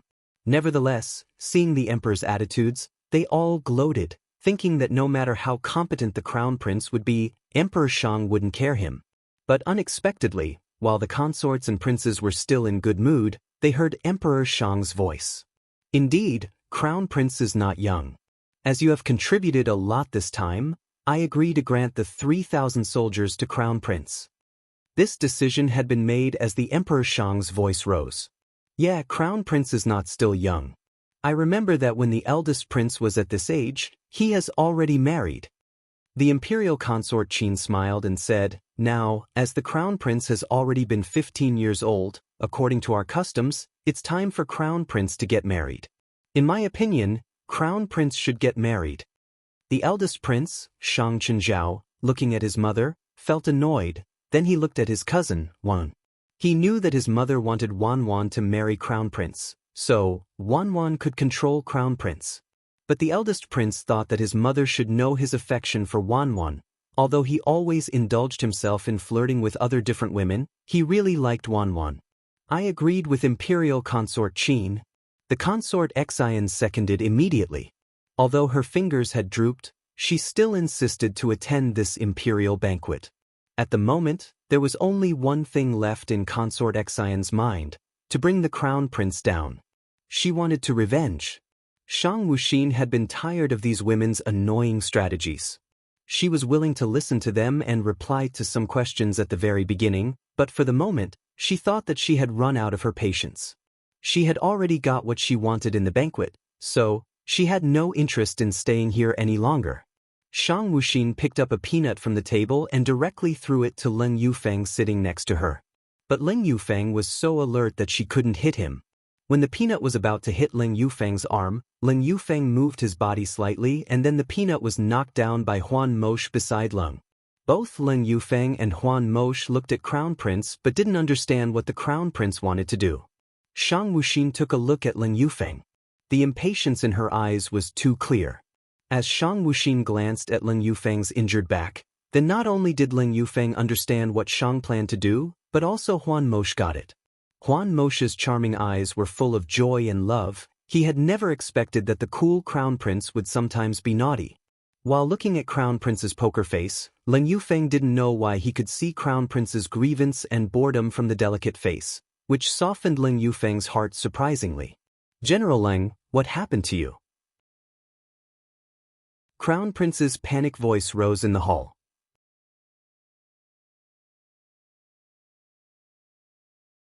The crowd only saw that Child Huan was holding General Leng and Crown Prince, Shang Wuxin, stood up and looked at General Leng with worried eyes. Under the gaze of the onlookers, Shang Wuxin came to Leng Yufeng and supported Leng with her hands, but as she touched his shoulders, she felt her hand wet immediately. Shang Wuxin looked down and she found that her white fingers had already been dyed red. Shang Wuxin glanced at Leng Yufeng and took her hands off him. At the moment, Leng Yufeng's expression was still grim. Then Shang Wuxin couldn't understand him, as he sometimes would be cool but sometimes would be like a big boy. Shang Wuxin wanted to leave here because she was tired of the boring banquet. However, being the Crown Prince, she didn't have enough reasons nor enough achievements that could allow her to leave casually, so she thought of Leng Yufeng's injuries, which although wasn't serious, could be used as an excuse to leave and could help her force a showdown. She planned to let Leng Yufeng pretend to feel uncomfortable, and then she could continue to do other things. However, she didn't expect that Leng Yufeng should have used his internal power to get his wound that was not yet scabbed opened. The crowd had been initially focusing on the people sitting above, and they were stunned when they saw the blood on Crown Prince's hand. Even Emperor Shang sitting on the top stood up from the throne and asked, "What happened to General Leng? Are you hurt?" Shang Wuxin had slightly put down her hand that was stained by blood and pulled back the other hand that supported Leng Yufeng and said to Emperor Shang, "I encountered an assassination attempt on my way to the capital.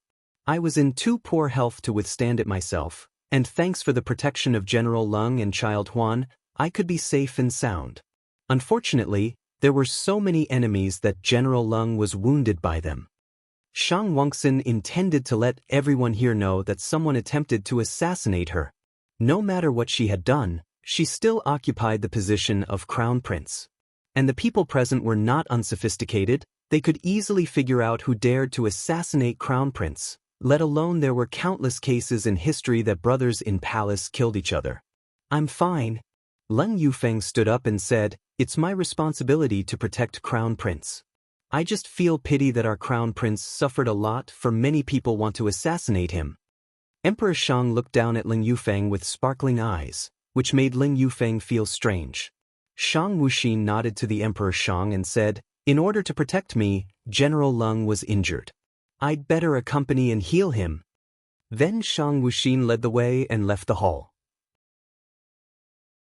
And Huan Mochen shouldered the responsibility of supporting Leng Yufeng with his hands. Therefore, the most important three people all left. Seeing that the three had left the palace, Emperor Shang looked at his several sons and burst into laughter out of extreme anger. Assassination? All the princes felt frightened at the same time. But at this moment, Duke Qing, who held great power in the empire, stood out. The bandits are too rampant. How could they dare to assassinate the crown prince and defy your majesty? Duke Qin, a man above 50, wore a dark green official robe and stood straight, his eyes full of murderous look. Emperor Shang's angry eyes became slashing in a flash, but he didn't continue to investigate these things. While the others couldn't understand why Emperor Shang gave up pursuing the issues, Eunuch Su, standing beside Emperor Shang, got that Emperor Shang had taken great pains. Shang Wuxin, Lin Yufeng and Huan Mosh left the palace in a carriage. The wheels of the carriage kept moving and making sounds, which sounded clearly to the people inside. Why you did that? Shang Wuxin took out the medicine and some other necessities from the carriage and asked Lin Yufeng, who didn't say a word since they came out the palace. Although the man sitting in front of her got injured for her again, Shang Wuxin didn't feel guilty or flattered at all. Her ruthlessness was really disappointing. Lung Yufeng looked at the crown prince sitting opposite and felt he returned to the time when Lung first saw the brilliant teenager with lightsome eyes like clouds. But such a pair of sparkling and crystal-clear eyes were shrouded in the mist for years, which in turn made them look like pure and elegant, mysterious and deep, dim and obscure. For the moment, Lin Yufeng realized that he could no longer look at the crown prince as he did before, because he had hidden so many things in his heart that he couldn't tell anybody. Because my crown prince wanted to leave the imperial banquet and let the crowd know the ambitions of the other princes? Lin Yufeng replied. It seemed that after he met the crown prince, he learned how to explain to this teenager, even he didn't need to say anything in most cases. At that time, as he knew the crown prince's purpose, he decided to directly get his wound reopened. He was clear that it could work if he just pretended to feel uncomfortable, but the others would doubt that, so this was the best way. Shang Wuxin didn't say a word of thanks but stared at Lin Yufeng's clothes. Lin Yufeng's neck became red as he recalled the scene that the crown prince bound up his wound for him, which made his heart stirred. Afterwards, he had thought of the scene for many times, but he didn't expect that the scene would happen again. Looking at these two people, Huan Mosh felt sad. He forced a smile and said, I have other things to do, so I'd better leave first. Then he opened the curtains and got off the carriage. He was afraid that he would do something irreversible if he continued to stay here. He was confused, really confused that why Crown Prince always neglected him. Shang Wuxin didn't care at all about Huan Mosh's sudden departure. As to Shang Wuxin, if Huan Mosh hadn't been helping her all the time, just for Huan Mosh's eyes, she would have killed him. For the moment, she couldn't kill him but could neglect him. However, Lin Yufeng knew very well what happened to his good friend. Huan Mosh was jealous of him. Take off your clothes. Shang Wuxin, holding the medicine and a strip of cloth in her hands, said seriously. And she was serious indeed. Even she didn't want to acknowledge Lin Yufeng's help, but he had really helped her. Lin Yufeng's neck became red, then he took off his robe and tops. Although Shang Wuxin had already appreciated Lin Yufeng's good figure once before, she couldn't help heaving a sigh in her heart that handsome men could also make a person obsessed. After all, a man looked like Lin Yufeng was indeed a feast for the eyes. Shang Wuxin applied medicine on Lin Yufeng's wound first and then dressed it. During the process, they got close to each other inevitably, for which Shang Wuxin didn't feel a thing, while Lin Yufeng was hiding the wonderful feeling of the moment in his mind carefully. After that was finished, Shang Wuxin glanced at Lin Yufeng and said, General Lin, I think it's time for you to go back to your mansion. As she had already left the imperial palace, she would like to burn the bridge after crossing it. Lin Yufeng, who became more and more faithful to Crown Prince, didn't feel annoyed at all about what Crown Prince had said. He nodded and got off the carriage. However, after Lin Yufeng left, Wu Ju walked to the carriage and got on. He handed a clean handkerchief to Shang Wuxin. Shang Wuxin took it, wiped her hands, and said, Return to the mansion. Author's off-topic. Shang Wuxin, take off your clothes. Lin Yufeng, my crown prince, what do you want? Shang Wuxin, take off your clothes. Lin Yufeng, I'm scared. Shang Wuxin, okay. Never mind. Lin Yufeng, my crown prince. He had already taken off all his clothes. Shang Wuxin, get out of here.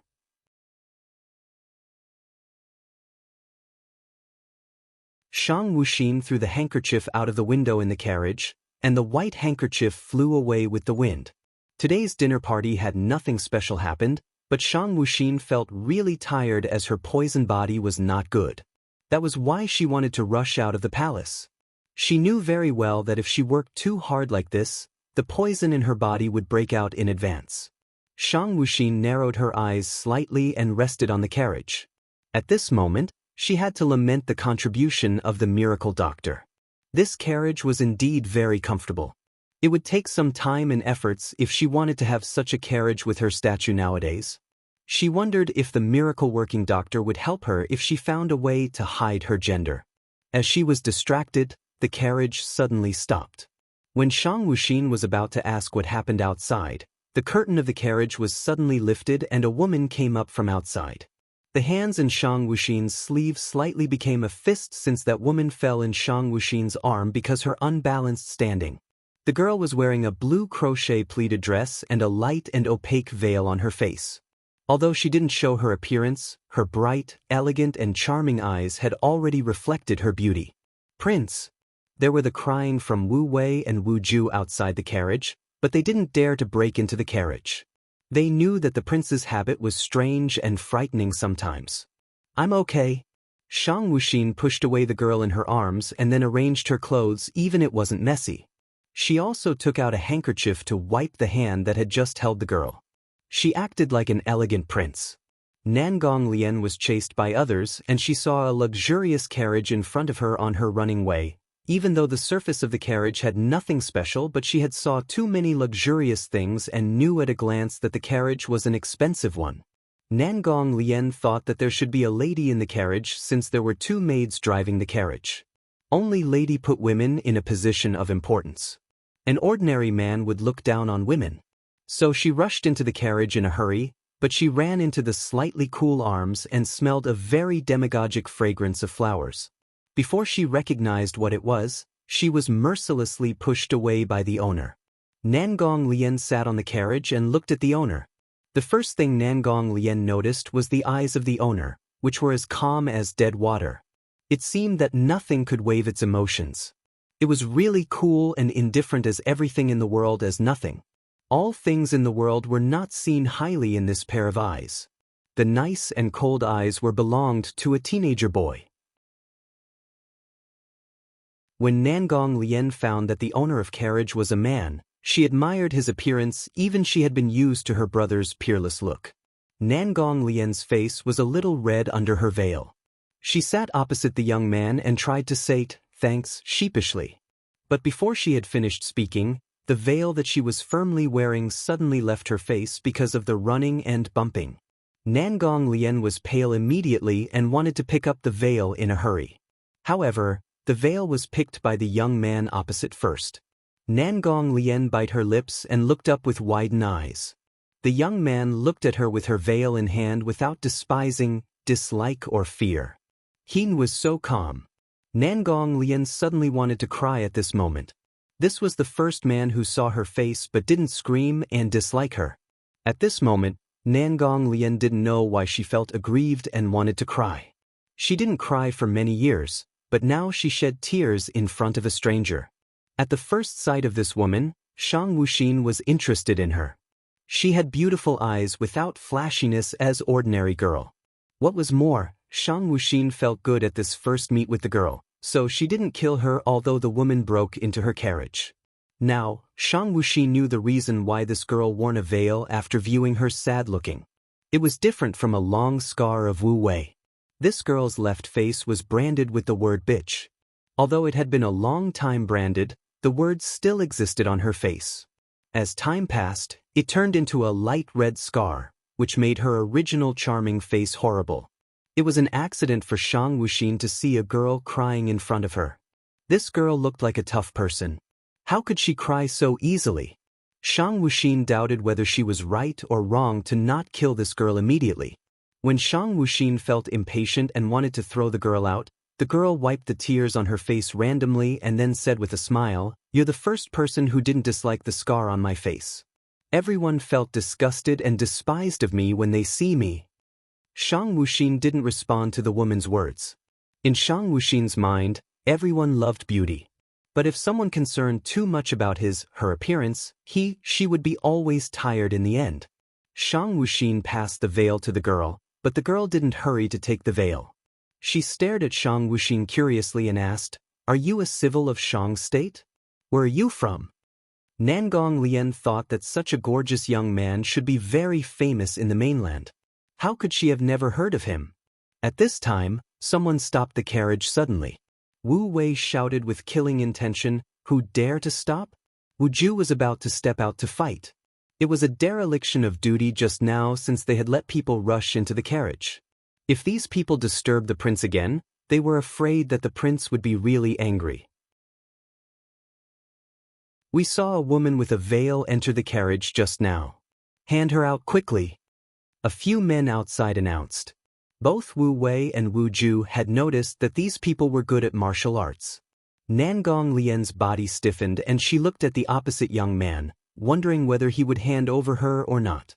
After all, they were only meeting for the first time. If she was handed over at this time, Nangong Lian would not resent him because this was the most rational way. "How dare you?" Wu Ju had drawn out her long sword with her words. Wu Wei stood close to the curtain of the carriage to keep others away. "Since you don't hand over the girl, don't blame us for being rude." There were several people shouting angrily. If it wasn't in Shang State, they would have killed people in front of them.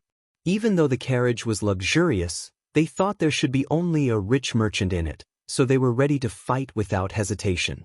Just when everyone was ready to start, an ice-cold voice in the carriage emerged, which made people feel cold all over. "Being rude? I'd like to see if there are any bastards in the capital who dares to be rude to Crown Prince." A voice startled the people outside who wanted to break into the carriage. Nangong Lian, who was in the carriage, asked in surprise, "Are you Shang Wuxin, the Crown Prince of Shang State?" Nangong Lian was not a stranger to this name. It was once heard that the young man was thin and timid, but he became a talented and gorgeous man later. People loved him very much. She used to be curious about Shang Wuxin and she didn't expect to see him today. He was really matched with the word gorgeous. When these people heard that it was the Crown Prince of Shang State in the carriage, they knew that they had to turn back empty-handed. They bowed to the carriage and said, "Your Excellency, we'll leave right away." They would not be afraid of Crown Prince of Shang State before. But now they knew that the prince was not simple after hearing his deeds. So they choose to leave and don't fight against with it. "Leave? Where do you want to go?" Shang Wuxin stroked his sleeve. "I think you'd better stay in the Shang State." Then Shang Wuxin picked up a teacup in the carriage and threw it out. A man outside was suddenly shoved into his mouth with the tea leaves, and was killed by Wu Wei with her long sword at his throat directly. Wu Ju also jumped out of the carriage and killed people who wanted to escape from the quiet alley. When there was no movement outside, Wu Wei and Wu Ju took out handkerchiefs to wipe the sword and clothes till they were not stained with blood and sat outside the carriage again. Shang Wuxin picked up the curtain and saw the dead bodies outside. There was a bad smell of blood in the alley. Shang Wuxin ordered in a cold voice, "Tell Bai Shaolin to deal with it." Anyway, it was subordinates' duty to deal with the mess.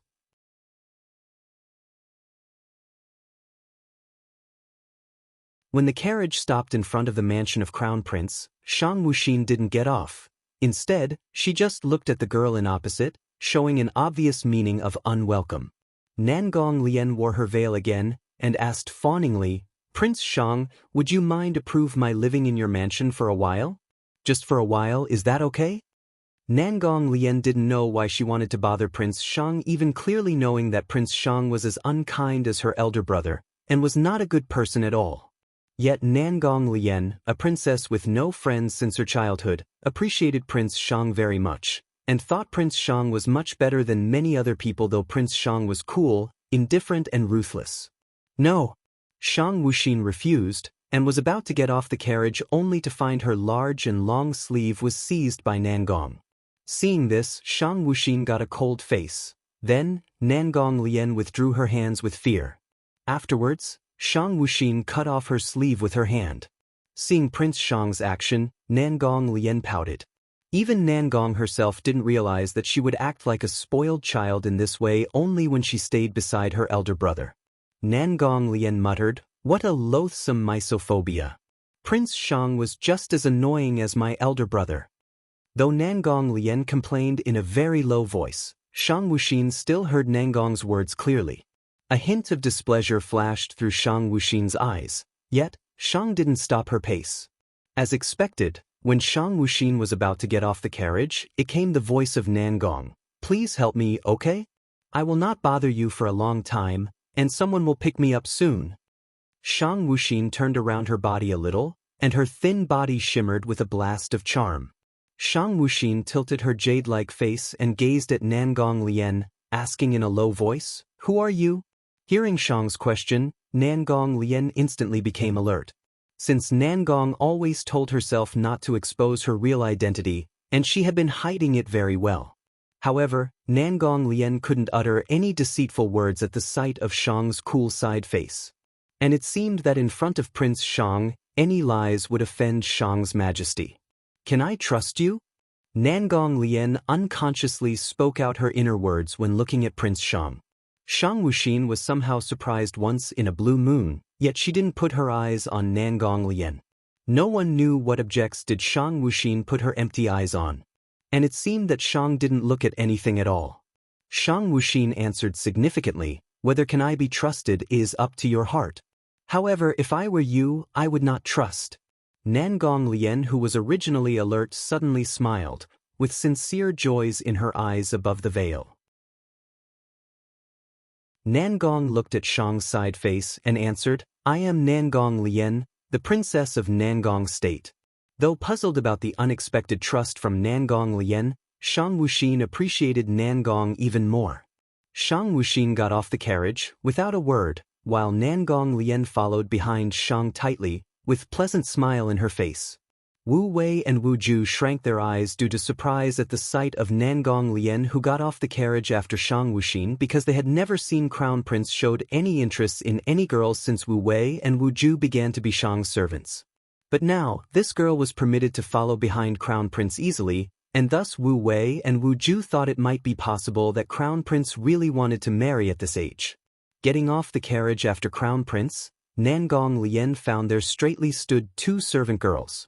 Both of those two servants were dressed in black. Among them, one had a cool look and gave off indifferent air, possibly because she always followed Crown Prince for serving the prince, and had learned the same demeanor of Crown Prince. While the other servant girl looked very gentle, and her eyes were full of wisdom. However, what made Nangong Lian astonished was that there was a deep wound in the cheek of the second servant girl, which directly destroyed the girl's originally beautiful face. Yet, neither did that girl take any measures to cover that wound, nor did she show any meaning of self-abandonment. At this moment, Nangong Lian appreciated the Crown Prince more. Except for her elder brother, Prince Shang was the first one Nangong admired among the young people of all states.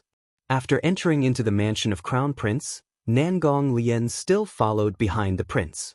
Though Wu Wei and Wu Ju also followed after the prince, they still kept alert to the girl beside them.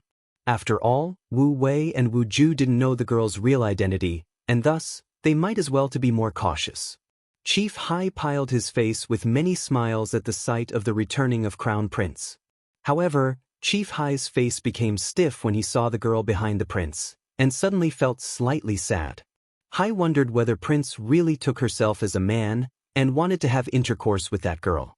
Though Hai would unconditionally support the prince no matter whom Prince adored, he was still puzzled about Prince's choice and gazed at Nangong Lian unfriendly when thinking of the fact that the so-perfect prince would adore such a girl. "Stop your random thinking," Shang Wuxin said to Chief Hai coldly, interrupting Hai's thinking. Then Shang Wuxin cast her eyes at the girl behind, Nangong Lian, and said, "Arrange a room for this girl, she will live here for a while."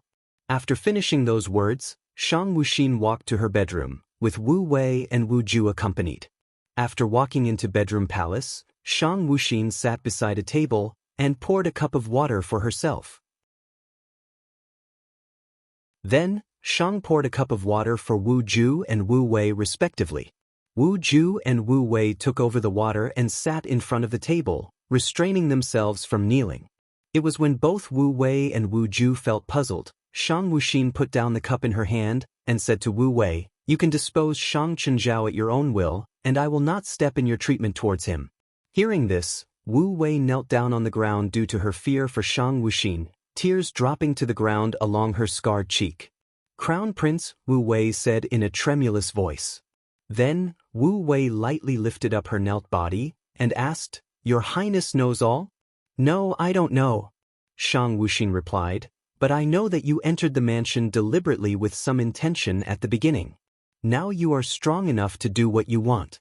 You have been conceiving your intention well. But every time when you met Shang Qinzhao, you showed strong killing intent. I have no interests in your bad past. You can do whatever you want." Wu Wei trembled and crawled on the ground, while Wu Ju also knelt on the ground. After getting along with Wu Wei in those days, Wu Ju had become the friend and sister of Wu Wei. However, now hearing the words of Crown Prince, Wu Ju wondered whether Wu Wei had been utilizing the Crown Prince all the time. Wu Ju sighed in her mind how silly Wu Wei was, yet Wu Ju didn't make any plea for Wu Wei since she knew who was their master and had her own discretion. "Crown Prince." Wu Wei scrambled up to the feet of Crown Prince. "At the beginning, I indeed had my own intention, and supposed that staying at the mansion can not only help me to settle down, but provide me many opportunities of getting close to Shang Qinzhao and kill him. However, since the day when Prince appointed me as your personal servant, I perished that thought." After explaining, Wu Wei gave several fierce kowtow to the ground. "Well," Shang Wuxin supported Wu Wei up and said, "I know that."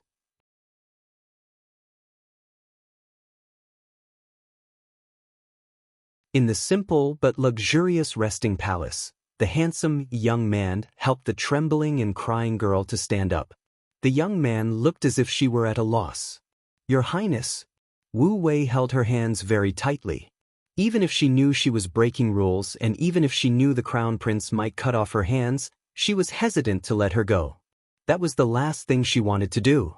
Holding the hand of the Crown Prince, Wu Wei explained, "I used to serve at the mansion of eldest prince. After my parents died, I lived with my little sister. She was a gorgeous girl, but she didn't expect anything she shouldn't. We had been living with great care. But one day, the eldest prince had a crush on her. He raped her in his garden, and he asked his guards to watch them." As she spoke, she couldn't help releasing her killing intent. She continued, "My little sister felt so humiliated that she killed herself by knocking on the rockery inside the garden. When I knew the truth, I wanted to revenge her. But I always failed. Instead, I got my face scratched by sword when I was trying to assassinate the eldest prince." Shang Wuxin looked down at her hand, but held back her anger. When staring at her close friend, Wu Ju sighed and wondered how to comfort her. Wu Wei looked at Shang Wuxin's pale hand as if she were holding her savior. She confessed, "The eldest prince's guards have been tracing me. That's why I hide myself inside your mansion. It's quiet and safe enough to stay here. And I'm also able to approach the eldest prince. I confess that I wanted to use you, your Highness. But since I worked for you, I have never thought about that again." After she finished, she let go of Shang Wuxin's hand. She knew she was waiting for the answer. Would Shang Wuxin trust her? If Shang Wuxin did, she would still be a maidservant. And if Shang Wuxin didn't, she would revenge her little sister and then kill herself as an apology. She didn't take action all along, just in fear that she might spoil Shang Wuxin's plan. Unexpectedly, Shang Wuxin still saw her through. "Since you're with me, how could anyone else bully you? Who does Shang Qinzhao think himself is?" answered Shang Wuxin with an evil smile. She added, "Just do what I ask you to. Since when did you become so nagging?" With appreciation and joy in her eyes, Wu Wei cried harder. Wu Ju went up and gently hugged her. Wu Wei pursed her mouth and wailed bitterly. "Will you stop it?" scolded Shang Wuxin. Wu Wei was crying louder, which totally used up Shang Wuxin's patience. If Wu Wei weren't her subordinate, how would she allow her to be so presumptuous? She even wept so hard. What a shame to her name. Gradually, Wu Wei stopped crying. Thinking of the kindness from Shang Wuxin, she couldn't help smiling with swollen eyes. Kneeling at Shang Wuxin's feet, she flattered, "Thank you, Your Highness." Shang Wuxin nodded. To be honest, she wasn't interested in Wu Wei's past. When she knew, all she did was to sigh. Besides, she knew what Wu Wei wanted from the very beginning. If she were disloyal, she wouldn't have tried to kill the eldest prince, considering how powerful she was. But Shang Wuxin had to admit that Wu Wei knew how far to go, and she made a great subordinate. Otherwise, Shang Wuxin wouldn't have treated her as one of them. Your Highness. Wu Wei calmed down, stood up and said respectfully, now, all the other princes are keeping an eye on us. If we take action and get caught, I'm afraid it'll harm you. It was important to take revenge. But Shang Wuxin's plan mattered more. She would manage to take revenge someday. But if she brought any trouble, they would need more efforts to fix it. Humph, murmured Shang Wuxin with a cold smile. She added, do you think the other princes will let go of me? The eldest princess wasn't joking today. Getting married? Shang Wuxin sneered secretly. If she got married, her wife would live like a widow. More importantly, the girl named Wan Wan wanted to marry her out of no reason. Obviously, that really annoyed Shang Chenjiao. How will Shang Chenjiao deal with me? Thought Shang Wuxin when she was somehow expecting. Do we need to? Asked Wu Wei. The girl named Wan Wan gave really a disgusting look to Shang Wuxin at dinner as if Shang Wuxin were her husband.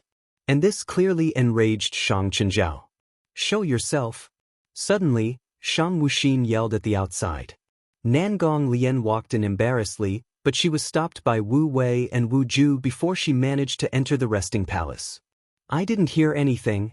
Nangong Lian raised her hands and promised. She was telling the truth. She was so boring that she wanted to talk to Shang Wuxin. Unexpectedly, she was scared by Shang Wuxin's voice even before she knocked at the door. Shang Wu certainly knew she had heard nothing. She reminded Shang Wuxin of her biological brother, namely Prince Nangong Qian, the most powerful prince in Nangong State. It was rumored that an imperial maid gave birth to Nangong Qian and Nangong Lian. She died when Nangong Qian was 10 years old. Without any power, Nangong Qian should have been living a hard life in the palace. He did in the first few years. Then he amazed the world at the age of 16. That year, other princes recommended Nangong Qian to go to war. Everyone thought he would have been killed in the battlefield. Unexpectedly, instead of getting killed, he defended his state and even captured some cities from other states. It was exactly when he became famous all over his state. Meanwhile, there were other rumors that he was handsome, but enjoyed harming officials. Those rumors were spreading so widely that Shang Wuxin heard a lot. Don't wander about in my mansion. If you get killed, I won't take responsibility, said Shang Wuxin. However, she clearly knew that this girl mustn't die in Shang State, just because she was Nangong Qian's little sister. Shang Wuxin didn't want to make such big trouble for herself. Nangong Lian knew the crown prince was telling the truth. She didn't know why, but she felt that the crown prince wouldn't trust her. Also, she was clear that she liked this guy, but not that kind of feeling between lovers. It was something weird that she failed to describe. I see, promised Nangong Lian. When she thought that her brother would soon send someone to take her away, she felt hesitant to leave. The crown prince's mansion was cold, but was like a real home. Especially, the crown prince talked to her maidservants and the chief in the way that reminded her of her terribly lonely brother. She wondered what it would be when her brother met the crown prince. Your Highness, said Chief Hai. He walked into the resting palace, without even looking at Nangong Lian who was stopped out there. He felt glad when such a plain girl failed to attract the crown prince. This is the invitation from the eldest prince, said Chief Hai. Your Highness, you're not invited alone. Other princes are also invited, with a girl named Wan Wan. You must be careful, Your Highness. Chief Hai had heard about what happened at dinner, so he realized that the eldest princess must mean something evil. Tell them I will go. Shang Wuxin put down the invitation and went into the resting alone.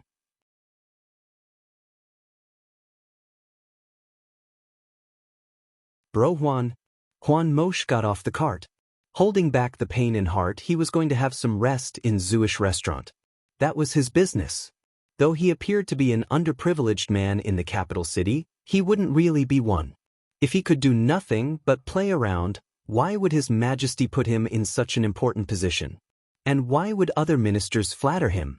For example, Among those ministers who supported the crown prince, some of them took the order from Huan Mosh. Just for such power he had, he could never be underestimated. Hearing her voice, Huan Mosh flashed a disgusted look. He stopped and looked around at Lung Tian behind him. His voice remained, but he sounded cold. I'm the only child of my father. Miss Lung, please mind the way you call me. Lung Tian took fast hold of her handkerchief. At dinner, she saw Mr. Huan held Bro Lung and left the palace with the crown prince. Mr. Huan seemed to care much for her cousin, but she didn't feel it right. She kept an eye wherever Mr. Huan turned up. That was why she found that Mr. Huan, who looked gentle but never cared for anyone, looked frequently at the crown prince when they were at dinner. Lung Tian had never seen the similar look in Mr. Huan's eyes before. That was too enthusiastic and crazy. It was then that Lung Tian realized Mr. Huan only treated her cousin as a close friend. But he treated the crown prince as something else. Something very different. When she walked out of the palace, she was scared. Just then, she saw Mr. Huan flew out of the crown prince's cart. The anger in his eyes looked strange, but he didn't seem to be annoyed. She buckled down to walk after him. She thought carefully before she stopped him. Unexpectedly, how she called him simply disgusted him so much. Mr. Huan, yelled Lung Tian with anger. It had been years since she became crazy about him. Couldn't she even call him? Could Mr. Huan really fall in love with a man? The more she wondered, the more awkward she felt. Over all these years, he had never got close to any girl. He didn't even touch any of his maidservants. Could he really like men? What if he really did? Who would she do? How could she realize her dream? Looking at the darkness, Huan Mosh said, "It's getting late. I think you'd better go back home early." As soon as he finished, he was about to leave. In the blue robe, he was almost going out of her view. Getting upset, Lung Tian asked directly, "Mr. Huan, do you like someone?" It had been the first time that she asked such a question in front of a man she adored. Lung Tian felt not only scared, but also shy. Her beautiful face shone more brightly with such shyness. Huan Mosh disdained to answer such a question. But hearing that question, the figure of a young man popped out in his mind, along with the cold eyes and pleasant smell. He replied, "Sure, I do. That's my love." But he didn't know if he was replying to Lung Tian or saying to himself. He loved that young man so much that he came to believe that intrigues were not the greatest thing in this world, but unreachable love was. Lung Tian stopped. She wanted to reach out and hug the gentle but cold man. However, before she could get close, he disappeared in the moonlight and left her alone, thinking about what he had replied. After a long time, Lung Tian no longer looked sad. Strong feelings of jealousy struck her. How could a man be with Mr. Huan? Even if they had feelings for each other, so what? How could others accept them? She must get Mr. Huan. "Cousin." Lung Zisher trotted to her and asked worriedly, "Cousin, where did you go? I've been looking for you. Why don't we get back home early? We shouldn't be too late." As he said, he held her arm like a kid. Lung Tian gave a scheming look. Seeing the tears of his cousin, Lung Zisher panicked. He asked hastily, "Cousin, what's wrong with you? Did anyone bully you? Tell me. I will defend you." As he spoke, he rolled up his sleeves as if he were going for a fight. Such an innocent boy could always win universal favor. "No." Lung Tian stopped him. She mumbled a lot before she finally explained, "I'm complaining for my cousin and Mr. Huan. You know what? The crown prince seems to be a gay. I wonder how cousin and Mr. Huan will get on with him." "Cousin? You don't trust me?" she asked and wept. She added, "I always think we're the closest families. My parents died at a young age. When I came to your home, I could depend on no one, but you. You were kind to me. I thought we would always trust each other. But you," as she spoke, she wiped her tears. "What?" asked Lung Zisher in disbelief. How could a gorgeous boy like the crown prince be a gay? He was so handsome that he even looked as elegant as the lotus. He seemed to be the purest man in the world. How could he be a gay? Lung Zisher didn't want to believe that. "You think I'm lying to you?" Lung Tian asked and sobbed. Her weeping face looked quite pitiful. She repeated, after my parents died, I came to your home. You were the first one who treated me nicely. I used to think we would trust each other. But I didn't expect you to. As she spoke, she wiped her tears. Cousin, don't cry, said Lung Zisher. He raised his hand to wipe her tears. Then he hurriedly promised, I believe you. After Lung Tian stopped crying, Lung Zisher asked carefully, Cousin, do you like Bronhuan? When he asked, something flashed in his eyes. Lung Tian murmured. The question shocked her. She was so embarrassed that she didn't know how to answer. But before she figured out how to answer, Lung Zisher added, Cousin, you're the best. You're the perfect match for Bronlung. I'll help you. He sounded as innocent as he used to be. Really? Lung Tian asked happily, with her eyes wide open. Certainly. Why would I lie to you? Promised Lung Zisher, who clenched his fists and had his head tilted to one side. He looked so cute that Lung Tian couldn't help laughing. With green grass around, flowers were in full bloom. A stream wound its way down the flowering shrubs. In the north, there was an open space. Pavilions stood aside and the carved banisters were hidden among the trees. Looked down, the stream ran through the rocks. The cloud floated over the pool and the stone bridge was over the pool. This was a graceful villa. Inside the study, a man in purple was reviewing a memorial to Throne in front of his desk. My lord, said one of his subordinates who walked into the study. Did you find her? Asked the man in purple. He still held the memorial to Throne and sounded cold. Yes. Her Highness is in the Crown Prince's mansion of Shang State. The Crown Prince saved her, replied his subordinate. Get ready and we're going to Shang State, said the man in purple who put down the memorial to Throne and stood up.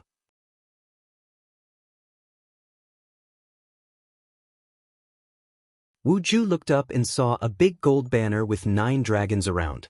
On it were big characters, Mansion of Eldest Princes. There we are, Your Highness, said Wu Ju gently. However, she sounded disgruntled, which she didn't use to. That was just because a girl was sitting in the cart with the Crown Prince. They had wished that the Crown Prince could fall in love with some girl. But this girl, as far as they were concerned, was not as good enough for the Crown Prince. Inside the cart, Nangong Lian heard Wu Ju. And she realized Wu Ju was dissatisfied with her. These days, she tried to stay in the room as far as she could. But people in the Crown Prince's mansion still didn't like her. They gave her disgusted looks as if she had done something evil to the Crown Prince. Hey, if I really marry you, do you think your maidservants and your chief will kill me? Nangong Lian joked.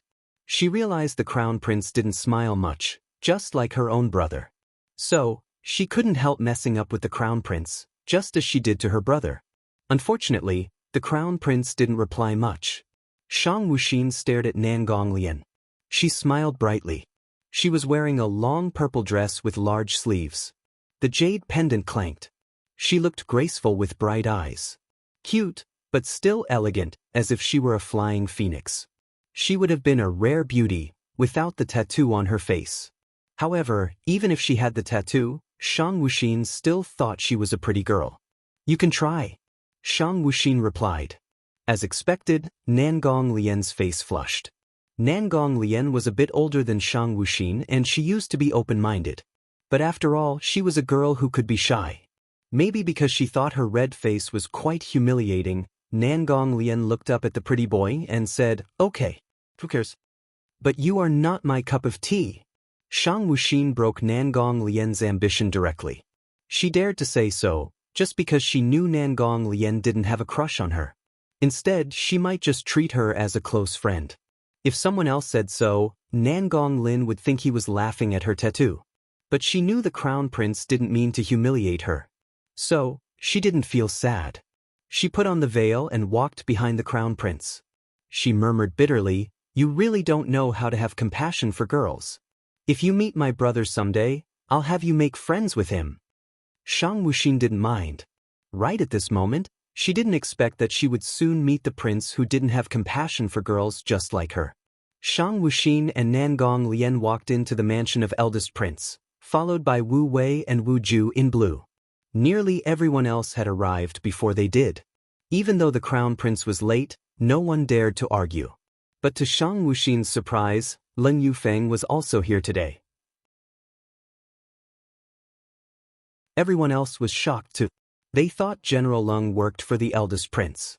But later when they found that General Leng just sat and said nothing for whatever happened, they realized something wrong. "Here comes the crown prince," yelled the butler of the eldest prince. Everyone else stood up and saluted to Shang Wuxin. After that, they were surprised to see a girl in purple stood beside the crown prince. They failed to see her face. But from her figure and attitude, they could tell that she must be a girl from a noble family. They couldn't help guessing around. Looking at the girl who stood beside Shang Wuxin, Leng Yufeng clenched his fists. He knew this could come someday. But when he really saw this, all he wanted was just to kill the girl. He forced himself to look at Shang Wuxin. Unexpectedly, he found Shang Wuxin still look coldly at the girl without any warmness. He let out of a sigh of relief because he knew Shang Wuxin didn't like the girl. But he also wondered if the girl was his concubine or something. After all, Shang Wuxin should have been married. Not everyone else was as chaste as him or Huan Mosh. Thinking that Shang Wuxin also had sexual needs, Leng Yufeng's neck flushed. He didn't dare to imagine how Shang Wuxin would look like when he had sexual passions. Shang Wuxin sat beside Leng Yufeng with Nangong Lian. She noticed Leng Yufeng was absent-minded, but she didn't know he was having sex fantasy on her. "Hi, General Leng," greeted Shang Wuxin. In her eyes, Leng Yufeng was a good young general. She remembered how he cared for her and protected her. Maybe because he just had sexual fantasy about Shang Wuxin, he didn't dare to look at her. But he had no idea that his neck flushed. And so did his face. Seeing this, Shang Wuxin no longer stared at him. Just then, she noticed the girl who gave her a sad look. Shang Wuxin thought about it and realized the girl was Wan Wan at the imperial dinner that day. But she looked as if Shang Wuxin abandoned her. After cups of wine, everyone began to have fun. Shang Wuxin didn't drink, though. She had only some tea. Luckily, no one dared to urge her. Just when Shang Wuxin was wondering why everything was so smooth, a man who seemed to be drunk walked to her table. She knew this man always followed the eldest prince. He was kind of Shang Chenjiao's minion. "Congratulations, Your Highness. You have such a beautiful girl. I wonder who she is?" asked the man with the help of the alcohol. Shang Wuxin knew it was also what Shang Chenjiao urged to know. But she didn't even look up, and then she replied coldly, "You don't deserve to know her name." Well, she was telling the truth. After all, Nangong Lian was a princess from Nangong State and the little sister of the most powerful prince Nangong Qian. This man was merely a son of a minister. How dared he ask the name of a princess? Hearing what she said, the man's face got deathly pale. Wan Wan, who had been jealous, glared at Nangong Lian in purple. Then she said something to her maidservant while no one was noticing. The man looked at Shang Wuxin. But before Shang Wuxin looked up, General Leng suddenly glared at him. Instead of cold eyes, General Leng looked brutal this time. The man was so scared that he took up his cup and went back to his seat timidly. Just then, the maidservant who was filling cups suddenly yanked Nangong Lian's veil. Instantly, everyone saw the scar on her face. As expected, girls screamed with fear while men gave a contemptuous laugh. "Why is she so ugly? How scary she looks. How dare she stay with the crown prince? How shameless she is. If such an ugly girl stayed with me, I couldn't even have any appetite. Could the crown prince like ugly things? Did the crown prince not know what the girl looked like? What the hell?" Nangong Lian was used to hearing such stern remarks, but she still felt upset. If she were in her own state, she could have killed them. Unfortunately, she was in the Shang state where she had no authority to kill anyone. When everyone else was staring at Nangong Lian as if she were a monster, Shang Wuxin yanked back the veil from the maidservant. Looking at Shang Wuxin's white-skinned hand, the maidservant panicked. The noble crown prince was carrying the veil and gently putting the veil on the face of the girl beside him. Nangong Lian looked at the young man who put the veil for her under the public's criticism. He was obviously younger than her, but he was gorgeous like God. Nangong Lian had to admit that she was moved at this moment, and a seed of friendship had taken root in her heart. The tender scene from the crown prince and the ugly girl made people puzzled, but no one dared to say anything. People have different comments. If you have a firm mind, you won't be sad even if you listen to more critic words. Shang Wuxin took back the hand and announced, "If you are not strong in mind, kill others directly by your identity. Why let yourself wronged?" Shang Wuxin's voice was really cold, but it was the most peaceful music in Nangong Lian's ears. Those nightmares that haunted her for so many years and those real faces that she couldn't let go of were suddenly eliminated at this moment. After dressing Nangong Lian's veil well, Shang Wuxin looked at the maid kneeling on the ground and charged coldly, "Who give you the dare to plot against the people around me?" Nangong Lian was a special girl for Shang Wuxin. Although she didn't want to make friends with Nangong Lian, she couldn't allow others to calculate Nangong Lian since Nangong Lian was brought here by her. Sorry, I'm too careless." The maid knelt on the ground and kowtowed incessantly, "Don't kill me, please forgive me, honorable crown prince." "Wu Ju, I hate those noise." Since this maid is so careless in her work, pull out her tongue carelessly. Shang Wuxin commanded coldly, but his words made the whole courtyard quiet. Everyone felt the cruelty of the crown prince this time. However, Nangong Lian was not afraid of Prince Shang. She was so moved that no matter what Prince Shang was like, he did this all for her. She had followed her brother for so long and knew much more cruel thing her brother did, so she had been accustomed to this. Before the maidservant begged for mercy, her tongue was cut off by Wu Wei. Her blood flowed from her mouth all over the ground, where still lay her tongue. This cruel scene made several timid women shiver. Shang Wuxin gave a glimpse to the direction of Wanwan and then shifted away as if nothing had happened. Wanwan felt cold when Shang Wuxin looked over at her, but she thought the prince had punished that servant girl, so that should be the end of this thing. Shang Wuxin didn't really intend to do anything about Wanwan at the beginning, but she didn't mind giving eye to eye since Wanwan had took the initiative to provoke her. Shang Wuxin turned to the people sitting lower part and pointed to the fiercest woman who just slandered Nangong Lian. She gently opened her pink lips as her steady and low voice slightly rose, which sounded demagogues. "Come here." The voice of Shang Wuxin rang in the ear. His delicate face was like white jade. The woman got up uncontrollably and slowly came to Shang Wuxin's side. The blush on her face was more and more obvious. Her heart was beating faster and faster, and her eyes looking at the crown prince were more and more obsessed. "Come on, kill this maid." Shang Wuxin took the sword from Wu Ju and handed it to the woman. The woman, who was obsessed in looking at Shang Wuxin, suddenly woke up and shivered when she touched the cold long sword. The long sword fell to the ground immediately. She felt horrible looking the servant girl lying there, covering her mouth. All people on the seats, no matter men or women, murdered some life. The only difference was that these ladies never kill others by their own hand. So at this moment, the woman felt afraid and didn't know what to do next with the long sword in her hand. Shang Wuxin turned a blind eye to the woman's frightened expressions. Wu Ju went up, took her long sword and put it on the woman's hand again, holding her tightly. Although the woman struggled to refuse, how could she compare with the powerful Wu Ju? Wu Ju held the woman's hand and pierced the maidservant's abdomen directly with the sword as blood squelched. The woman wanted to scream, but she was choked off. She could only watch her hand holding the long sword was moved into the body of the maid by Wu Ju behind her. Her face was splashed with fresh blood. She looked at the dead maid on the ground, dumbfounded at this moment. Wu Ju let go of the woman's hand, took back her long sword and wiped it with a handkerchief behind Shang Wuxin as if nothing had been done. But at this moment, no one dared to look down on this maid of Shang Wuxin. What was more, they became more afraid of the crown prince. Nangong Lian suddenly chuckled when everyone was frightened. Her voice was even more awfully soft. "Crown Prince, you are so kind to me." She sat slightly closer to Shang Wuxin while saying that, but didn't touch Shang Wuxin, which let Ling Yufeng understand that Nangong Lian didn't had an affection for Shang Wuxin, so he restrained himself to hurt her. Although, he was still uncomfortable watching Shang Wuxin so protective toward her. As expected, Nangong Lian received many attentions of both fear and hate. Nangong Lian gave Shang Wuxin an innocent look.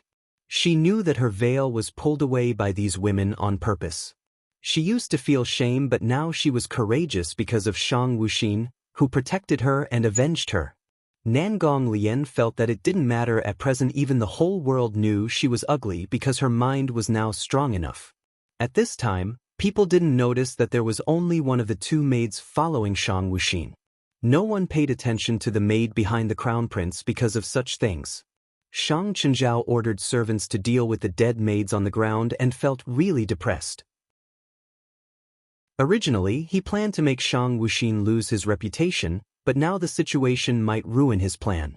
Crown Prince, it's not clean here. Let's go to the garden. My garden is very beautiful, Shang Chenjiao said with a smile. If there was no obvious urgency in his eyes, he would really appear good. There he is. Shang Wuxin thought secretly and then nodded, all right. When they went to the garden, Wu Wei quietly returned to Shang Wuxin after a while of absence. Leng Yufeng, who noticed the reappearance of Wu Wei at Shang Wuxin's side, looked at this big mansion of the eldest prince coldly with full understanding of what would happen. Just as they arrived at the garden, Shang Wuxin's clothes were splashed with stains, so Shang Chenjiao kindly made his concubine lead Shang Wuxin to clean up first. Looking at Shang Chenjiao's concubine slowly approach, Shang Wuxin didn't show any attitude about such a low plot. Crown Prince, please come with me. The concubine of Shang Chenjiao was dressed in a smoky blue dress, outlining a graceful and exquisite curve of her body. She looked good with fresh and elegant makeup. The most intriguing thing for Shang Wuxin was that the concubine's dress actually had a split extending to her hips. Her white and smooth legs were exposed clearly at her walking. With the surrounding landscape, she appeared to be kind of erotic. Shang Wuxin sighed in her heart. Was she seemed to be so lustful?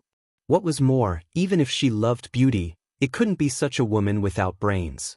The most important thing was she was really a serious girl. So how could she, with the body of a female, if she really loved beauty? The concubine looked at the crown prince and felt nervous. She couldn't wait to have deep relationship with Shang Wuxin later. How many women dream to have such a gorgeous man as the crown prince? She might become the first woman of the crown prince. What was more, Shang Chenjiao had promised to her that she would be supported to become the princess as long as she had done this thing well. All of this made her excited. As soon as the soft voice of Crown Prince rang, Shang Wuxin got goosebumps all over. The concubine took out her handkerchief to wipe the stain on the Crown Prince's body. It was clear that the stain was on the hem, but the concubine put the handkerchief under the Crown Prince's abdomen and even lower part. The corner of Shang Wuxin's mouth began to twitch. Before Shang Wuxin threw away the concubine who was about to grope Shang Wuxin was slapped away by a gust of wind. It happened that the place where the concubine fell was in the lake of the eldest prince's garden. The concubine was still in a coma at this time, so it would not be long before she died totally. It was Leng Yufeng's who did this. At this time, Leng Yufeng, who wore a black robe, appeared to be ferocious and murderous. Actually, when Leng Yufeng saw Crown Prince was taken away by the concubine, he felt something wrong. After he caught up them, he saw that the woman wanted to touch Shang Wuxin. At that moment, Leng Yufeng felt that he wanted to kill not only the woman but all the people in the mansion. Shang Wuxin stooped to pick up the handkerchief that concubine just dropped on the ground. Even if the concubine was not close to Shang Wuxin, she knew what would go on. Wu Ju and Wu Wei also came out from the dark, stood beside the Crown Prince and reported, "Crown Prince, I've made clear about Shang Chenjian's plan that the concubine would drug you and intended to bring people to view the scene when Crown Prince raped his sister-in-law. Shang Chenjiao was trying to ruin the reputation of you." Not only did Wu Wei feel angry when she discovered Shang Chenjiao's scheme, but Leng Yufeng could not bear the anger and he almost drew the soft sword out of the stealth at his waist. But he was held by another soft cold hand slightly. Leng Yufeng didn't dare to see it, but he knew that this hand belonged to the Crown Prince. As expected, he heard Shang Wuxin's voice, "Don't be impulsive, General Leng." Then she took back the hand. Leng Yufeng felt shocked and regretted. What if he had just grasped the hand of Shang Wuxin? The hand in Shang Wuxin's sleeve moved slightly. At that moment, She felt Lin Yufeng's strong killing intent. If she couldn't stop it, he would cause troubles in Shang Chenjiao's mansion today. She took Lin Yufeng's hand without thinking, but when she felt the man's temperature through her hands, she was still a little disgusted. If she hadn't contact with Lin Yufeng for some times and knew he was really good for her, she was really afraid that she would constantly wipe her palms uncomfortably. "Have you brought the people?" Shang Wuxin asked Wu Wei. Since Shang Chenjiao wanted to insult her, how could she just wait and pretend nothing had happened? Originally, Shang Wuxin had granted Wu Wei right to punish Shang Chenjiao as she wanted, but Wu Wei just wanted his life in the end. As for the process of punishment, the crown prince was the real master. Yes. Wu Ju dragged a comatose woman from behind the rockery, who happened to be Miss Wanwan at the banquet. Shang Wuxin looked at the east side of the garden, where the young men and ladies were enjoying the flowers, and before long someone were coming near. Shang Wuxin and Lin Yufeng immediately flashed to the back of the rockery, hearing the coming footsteps of two people. "Is it done?" The voice of Shang Chenjiao was eager and excited. "Your Highness, the concubine has taken the crown prince away and the filter on her handkerchief is very powerful. As long as the crown prince touches it, he will be crazy about sex. Just in a moment, Your Highness can take people to catch them on the spot." The householder of eldest prince's mansion reported. They had arranged for a long time and finally attracted the crown prince to hear. "Nice, leave away first and lead people to the concubine's yard later." The tone of Shang Chenjiao was urgent. If he was not afraid that his appearance would cause others suspicion, he would definitely lead people here by himself. Anyway, the housekeeper could do this as well. Behind the rockery, the faces of Shang Wuxin and Lin Yufeng were different. Shang Wuxin gave Wu Wei a meaningful eye and left with Lin Yufeng. Shang Chenjiao, the eldest prince, however, fell into a coma because Wu Wei struck at his acupoint of sleeping after Shang Wuxin left. The handkerchief Shang Wuxin had just picked up was handed over to Wu Wei too. When Shang Wuxin and Lin Yufeng returned to their seats, Lin Yufeng asked, "Why not kill his directly?" Knowing Shang Chenjiao's calculation, Lin Yufeng thought it was right to kill him. Crown Prince was the peerless one that even he has no heart to touch. How could he allow others insult Shang Wuxin? "It'll cause too many troubles, and it's not the time." Shang Wuxin took out the handkerchief and answered Lin Yufeng casually while wiping her hand which had took the handkerchief. Looking at the Crown Prince's actions, Lin Yufeng suddenly remembered that the Crown Prince seemed to have touched him just now. His face was a little gloomy. He knew that much noble people like Shang Wuxin had obsession of cleanliness, but he didn't think that he was a dirty thing to Shang Wuxin too. "I'm not afraid of trouble. I'll kill the eldest prince for you," Lin Yufeng said firmly. He had never been impulsive to do things unruly. But now Lin Yufeng was not that cold-hearted general. He was just an ordinary man who couldn't get response from his sweetheart. The straightforward Lin Yufeng made Shang Wuxin feel bright at once. "Don't be so serious, General Lin. Pass trivial things to subordinates." While they were talking, Wu Wei came back. There was a flash of satisfaction in Shang Wuxin's eyes. "Is everything done well?"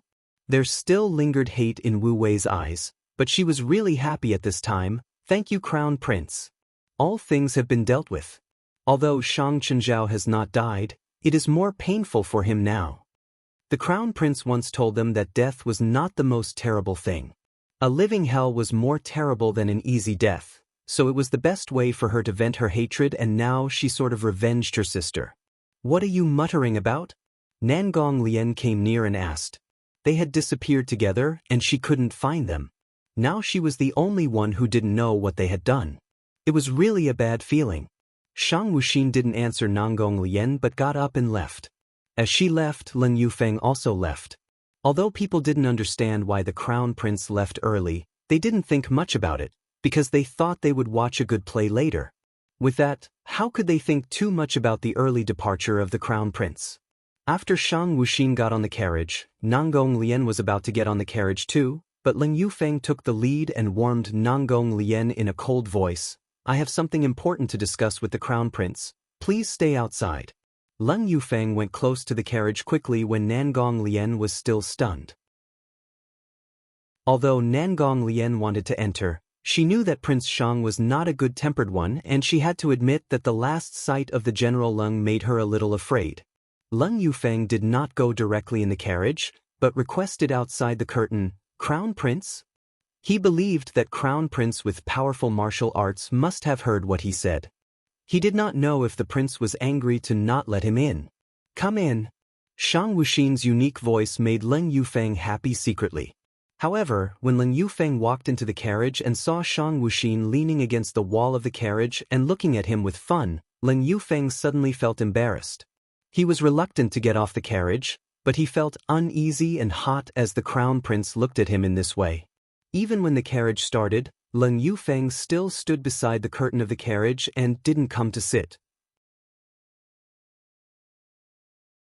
The Crown Prince, Shang Wuxin, sat there with his legs crossed and looked up at the man in black standing there, who seemed at a loss. "General Leng?" Shang Wuxin called him and broke the embarrassing silence. Leng Yufeng walked to the Crown Prince and sat down opposite to her. Then he puckered his lips and said, "My wow needs a dressing change."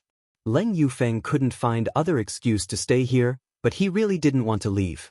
As the scenes that the Crown Prince bound up his wound suddenly came into his mind, Leng Yufeng was in a muddle and gave such a far-fetched reason. Hearing this, Shang Wuxin almost dropped the jade pendant in her hands, wondering that she had become a nurse. "General Leng, you want me to change your dressing?" Shang Wuxin said in an unidentifiable tone, without showing her mood. At the moment, Leng Yufeng felt nervous when he looked at the Crown Prince. Then he thought of the identity of the Crown Prince and realized that his words could make the Crown Prince angry, so he stood up immediately. "I've gone too far." Then he prepared to leave the carriage. Shang Wuxin looked at Leng Yufeng and thought he was interesting.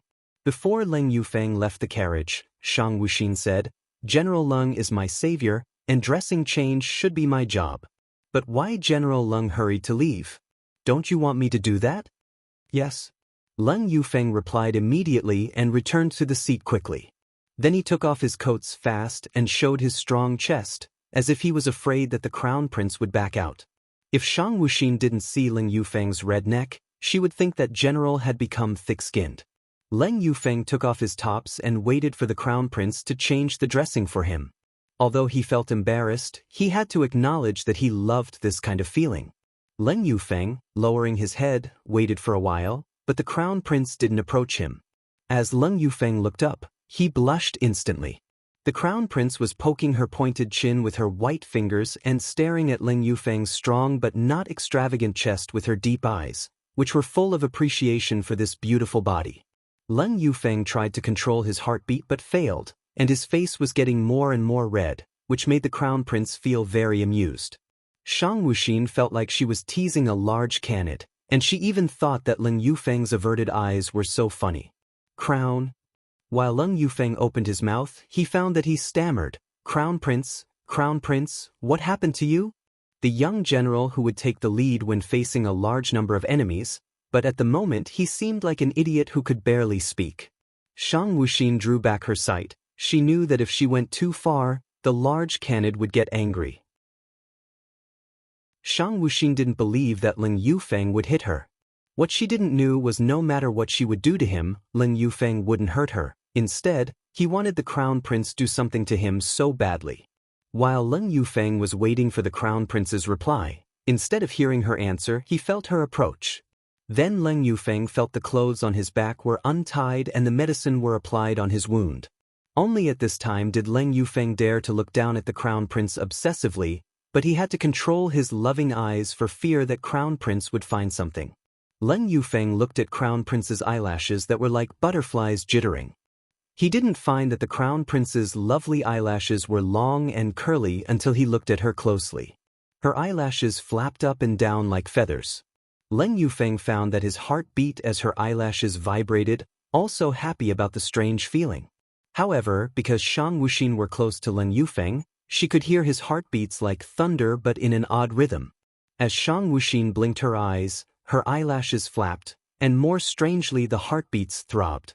Shang Wuxin suddenly looked up at Leng Yufeng and saw the obsession in his eyes that he hadn't withdrawn timely. Shang Wuxin was stunned. But when she scrutinized Leng Yufeng's eyes once again, they became as cool as usual. She lowered her head and continued to bind for him. Thanks for the good medicine, his wound were almost healed. Shang Wuxin had to acknowledge that the great physician's medicine was really helpful. Done. Shang Wuxin retracted her hands and sat opposite to Leng Yufeng. Your wound recovers well. It will heal soon after today dressing change. Hearing that, Leng Yufeng felt lost and wished the wound on his back could rupture again. Thinking that he had no reasons to approach the crown prince since then, Leng Yufeng got a little anxious. After thinking for a while, Leng Yufeng asked tentatively, I am crown prince's teacher. Tomorrow I will come to the mansion to teach you. Then Leng Yufeng got off the carriage before the crown prince answered. Shang Wuxin looked at the slightly wobbling curtains with some contemplation, while Leng Yufeng, who just jumped out of the carriage, stood there looked at the back of the carriage, feeling annoyed, and wondered whether what he had just done would make the crown prince feel antipathy against him. Finally, Leng Yufeng decided he would go to the mansion of crown prince anyway. Shang Wuxin, sitting in the carriage, was practicing a new method that the chief Hai found for her. This method was of no help for her cultivation of martial arts, but it could cause the disorder of her pulse, which could make others unable to identify her gender. Shang Wuxin had practiced this method for many days, and she almost mastered it, so there was nothing to avoid when she contacted with others. When Shang Wuxin came back to the mansion of Crown Prince, Nangong Lian returned to her own court immediately, because she knew very well that Prince Shang didn't believe her. If she continued to stay there, she would be cold-shouldered. And she received the news that her brother would come to Shang's state. When Shang Wuxin walked through the hall, she saw a sleepy teenager dozing off. Shang Wuxin looked at him carefully and recognized him that he was Leng Zisher, the younger brother of Leng Yufeng. As there were several empty teacups on the table, she guessed that Leng Zisher might have waited for her for a long time. Although he propped his head with his hands, his head drooped from time to time, because he was so sleepy. Obviously, he tried to open his eyes but failed, which made him look very cute. It was very hard to imagine that a boy could be more lovely than a girl. Wu Ju and Wu Wei, standing behind Shang Wuxin, also looked at the little boy, Leng Zisher, and a glimmer of smile flashed in their eyes. Both of them were young but experienced, and even when they were little girls, they were not as naive as him. Compared with them, who belonged to the dark world, Leng Zisher was a boy living in the sunshine. Looking at Leng Zisher, Shang Wuxin's cool eyes were covered with mist. She turned around and was about to leave.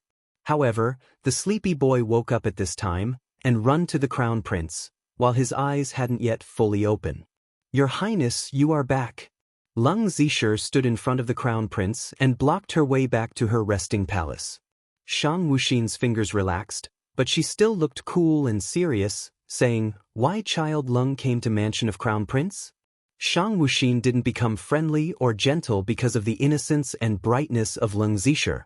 Leng Zisher stood close to the crown prince and caught a pleasant scent from the crown prince's body, who smelled much better than his cousin. Leng Zisher also found that the crown prince was really good-looking. Although both his eldest brother and brother Huan were handsome men rarely seen, Leng Zisher thought that the crown prince's beauty was different from theirs, but he couldn't tell the difference.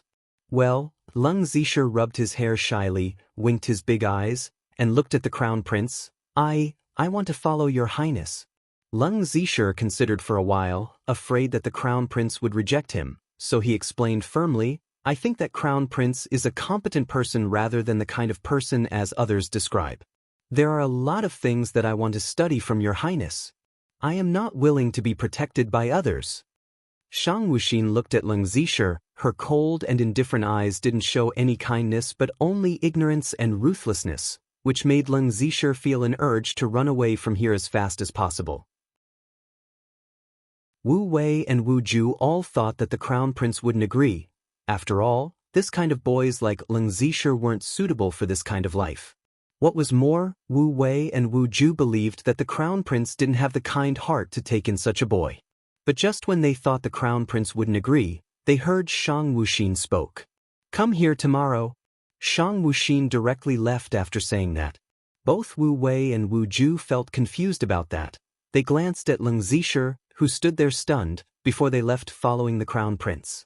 Leng Zisher stood there and murmured like a lemon, I didn't expect he would agree. Crown Prince is really a nice man. Authors off-topic Lin Yufeng. My Crown Prince, I was wounded.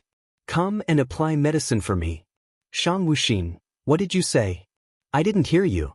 Lin Yufeng, Shiner, I suffer pains. Don't you feel distressed? Look at me. How miserable I am. Come and help me apply medicine. Shang Wuxin, no, not at all. Lin Yufeng, it was all because of Shiner that I was wounded. Shang Wuxin, come here. Lin Yufeng came to her happily. Crown Prince. A voice reached Shang Wuxin's ears when she went back to her sleeping chamber and was about to sleep. It sounded that the person was really cheerful for something. Lying on the soft bed, Shang Wuxin replied in a thin, tired voice. What happened? She was always in a light sleep, and that was why she was easily roused. Even a small sound in the mansion would wake her up while she was sleeping during the light, which often made her feel toilsome. Crown Prince, I caught a snow fox in front of the gate. Now I bring it here to show to you. Chief Hai felt so satisfied with the screeching fox which was trying to run into the sleeping chamber. As he knew that their Crown Prince was a girl and girls were always fond of this kind cute things, Chief Hai caught the small fox as soon as he saw it in front of the Crown Prince mansion. He would give it to his Crown Prince as a present and he believed Shang Wuxin would be happy for it. Fox? Snow fox? Shang Wuxin suddenly recalled the fox that she had met in the mountain of Fengzhou City. It was so cunning and it seemed that it liked her pretty much. But she remembered that the fox was taken away by Yizha. It never occurred to her that she would meet a snow fox again, as snow foxes were extremely rare. So many people hadn't seen one all their lives. Come in, answered Shang Wuxin. Meanwhile, the small fox suddenly got rid of Chief Hai's hands and jumped down, quickly running into the sleeping chamber. Chief Hai got astonished and followed it as he was afraid that this little animal would scare the Crown Prince. As he got into the sleeping chamber, Chief Hai felt that he couldn't believe his eyes. The fox, which was really hard to catch, was lying beside the soft bed ingratiatingly. It stared at his young master with big, cute eyes, and kept making sound as if it was whining something. Chief Hai got surprised. The fox was so sensitive and it was as smart as a kid. Crown Prince, it... Shang Wuxin looked at the fox without any expression on his face. Chief Hai got confused as he was not sure whether he should directly throw the fox out or pick it up and then release it. As she saw the snow fox, Shang Wuxin realized that the great Dr. Yizha must have reached the capital city. By the way, the small fox was so clever that it could find the way to Crown Prince's mansion itself. Now that no one could recognize her gender by her pulse, Shang Wuxin felt it was necessary to meet the great doctor. You can withdraw now. It will be my pet from now on. Bit Shang Wuxin. It was possible that the small fox would be killed by her subordinates if she didn't tell them clearly. And she would be definitely in trouble when the great doctor came to meet her if that really happened. Chief Hai was a bit amazed by the response. It was true that girls would like the cute snow fox and their Crown Prince was no exception. But he couldn't help feeling it unbelievable that Shang Wuxin would really keep it. After all, how could people believe that an atrocious person like their Crown Prince would be interested in such a cute thing? Nevertheless, Chief Hai was gratified for that, as his Crown Prince finally had a girlish hobby. He was always worried that his Crown Prince would get used to treating herself as a real man. When Chief Hai walked out of the sleeping chamber, the snow fox stretched out its hind legs and tried jumping into the soft bed. However, Shang Wuxin pushed it away before it could make it. The snow fox fell on the ground and then got up bitterly. Shang Wuxin knew that the snow fox was really smart, so she said in a stern tone, "You're dirty." The snow fox pointed at itself with its claw to tell Shang Wuxin that it was clean. His master threw it into water and let it wash itself every day, so it should be cleaner than any other animals. But Shang Wuxin paid no attention to its explanation. She certainly knew the snow fox was clean, and she could even smell the special fragrance of herbs. It was because the snow fox had stayed with Yizha for a long time that it could be smelt like this. At first, Shang Wuxin simply thought Yizha would not keep the small thing, as he seemed to be indifferent to everything. But to her surprise, Yizha kept it and raised it so well. As for Yizha, He saved the fox only for its blood at the beginning. And he agreed to keep it only because of Shang Wuxin. He could feel that the fox liked her, and so did he. If you kept making noise, I will throw you out. Shang Wuxin closed her eyes and warned. The little fox slightly opened its mouth and immediately closed it after hearing these words. Seeing the crown prince close her eyes, it slowly walked to the soft bed. The crown prince seemed not aware of its approaching, so the snow fox got more fearless and kept climbing into the soft bed. As soon as it was intended to get into the warm arms which it had desired for a long time, the crown prince opened her eyes. Seeing that made the small fox fell down to the ground from the soft bed. When it picked itself up and averted its eyes to the soft bed, it saw the crown prince close her eyes again as she was sleeping again. But now the small fox had learned the lesson and dared not to crawl to the soft bed a second time. It didn't notice that a smile curved the young prince's lips. At the same time, a man in white stood silently in the quiet yard of his house in the capital city. He knitted his eyebrows as he just found that the little animal had run away, but a smile then appeared on his face. It occurred to him that it had been a long time since he met the young man who left a good impression to him before, so the little animal must have gone to find her. Yi Yix put away all the herbs, thinking about the snow fox's abnormal behavior these days. It always gazed at him and it was obvious that it wanted him to take it to see the crown prince.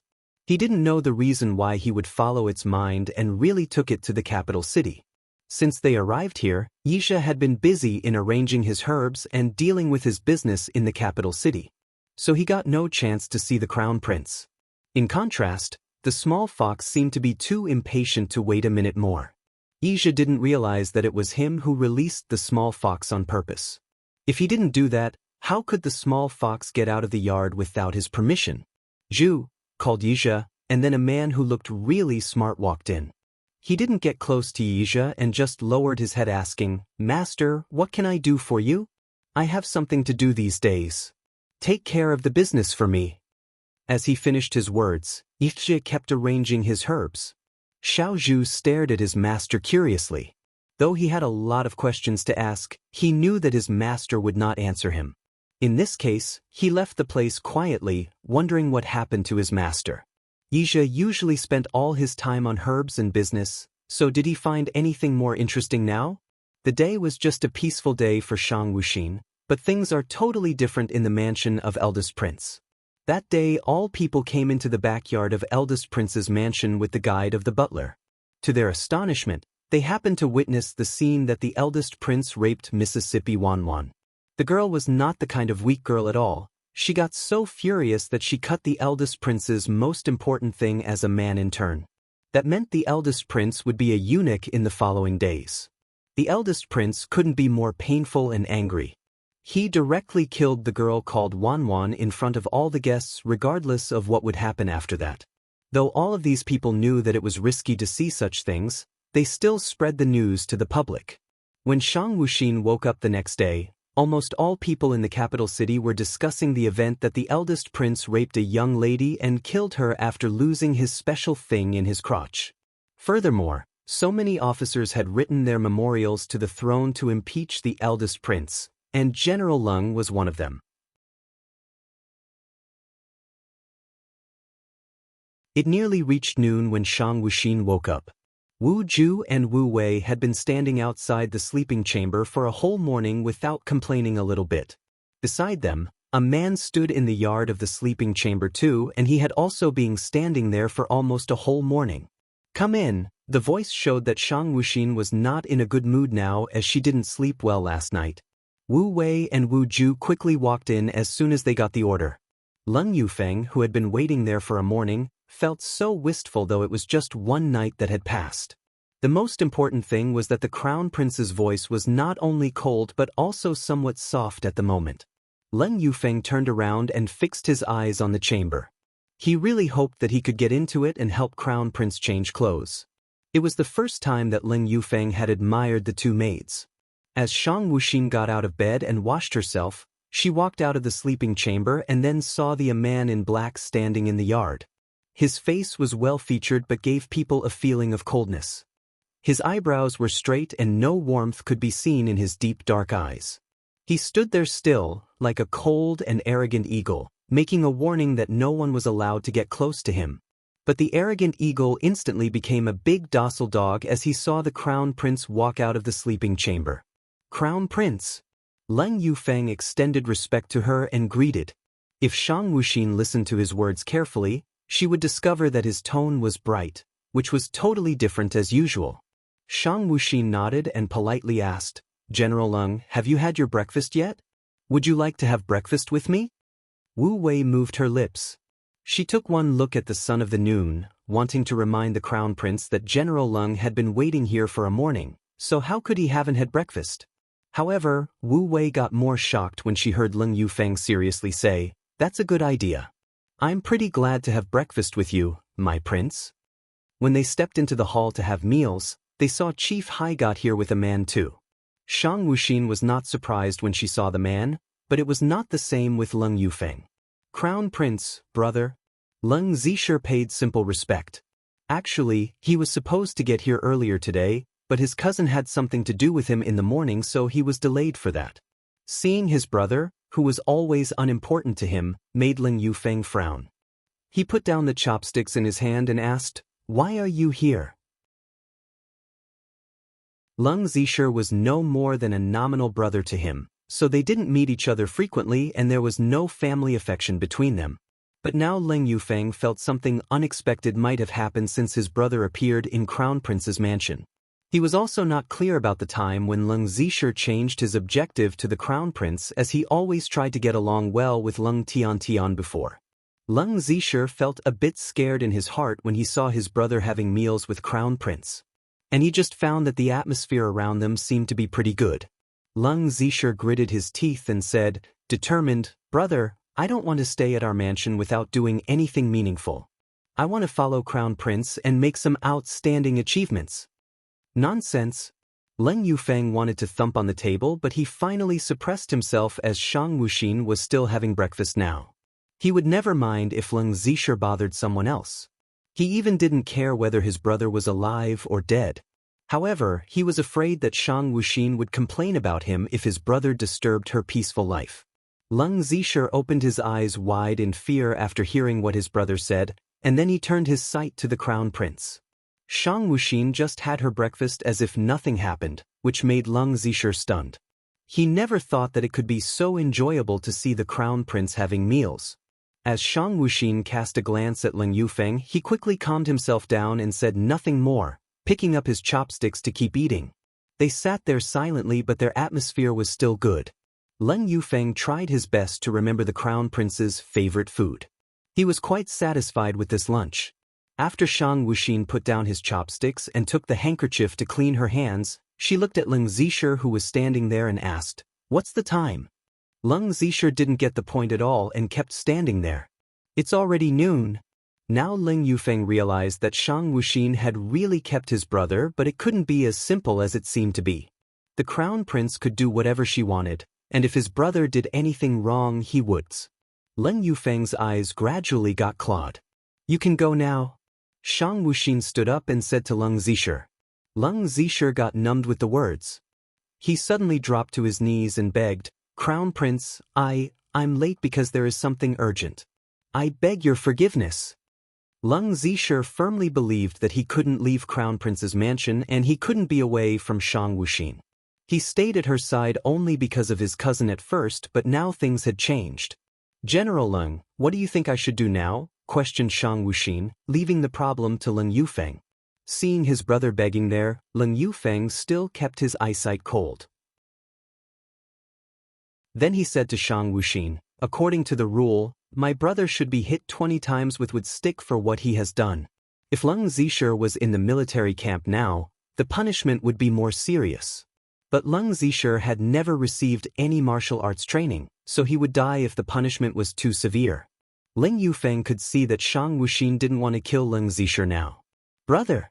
Though Leng Zisher was just a son of a concubine, he still led a good life. No one had hit him and he hardly got abused for something.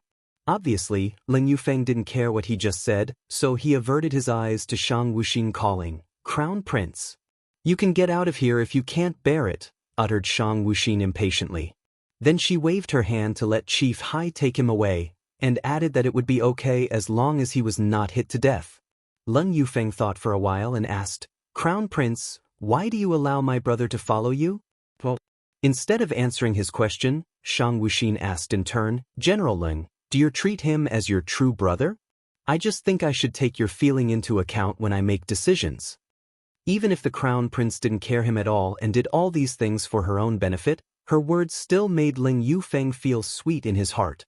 The family affection in the General Mansion is rare. Just do whatever you want, my Crown Prince. Shang Wuxin nodded in satisfaction. But before she could give a response, something white came into the hall.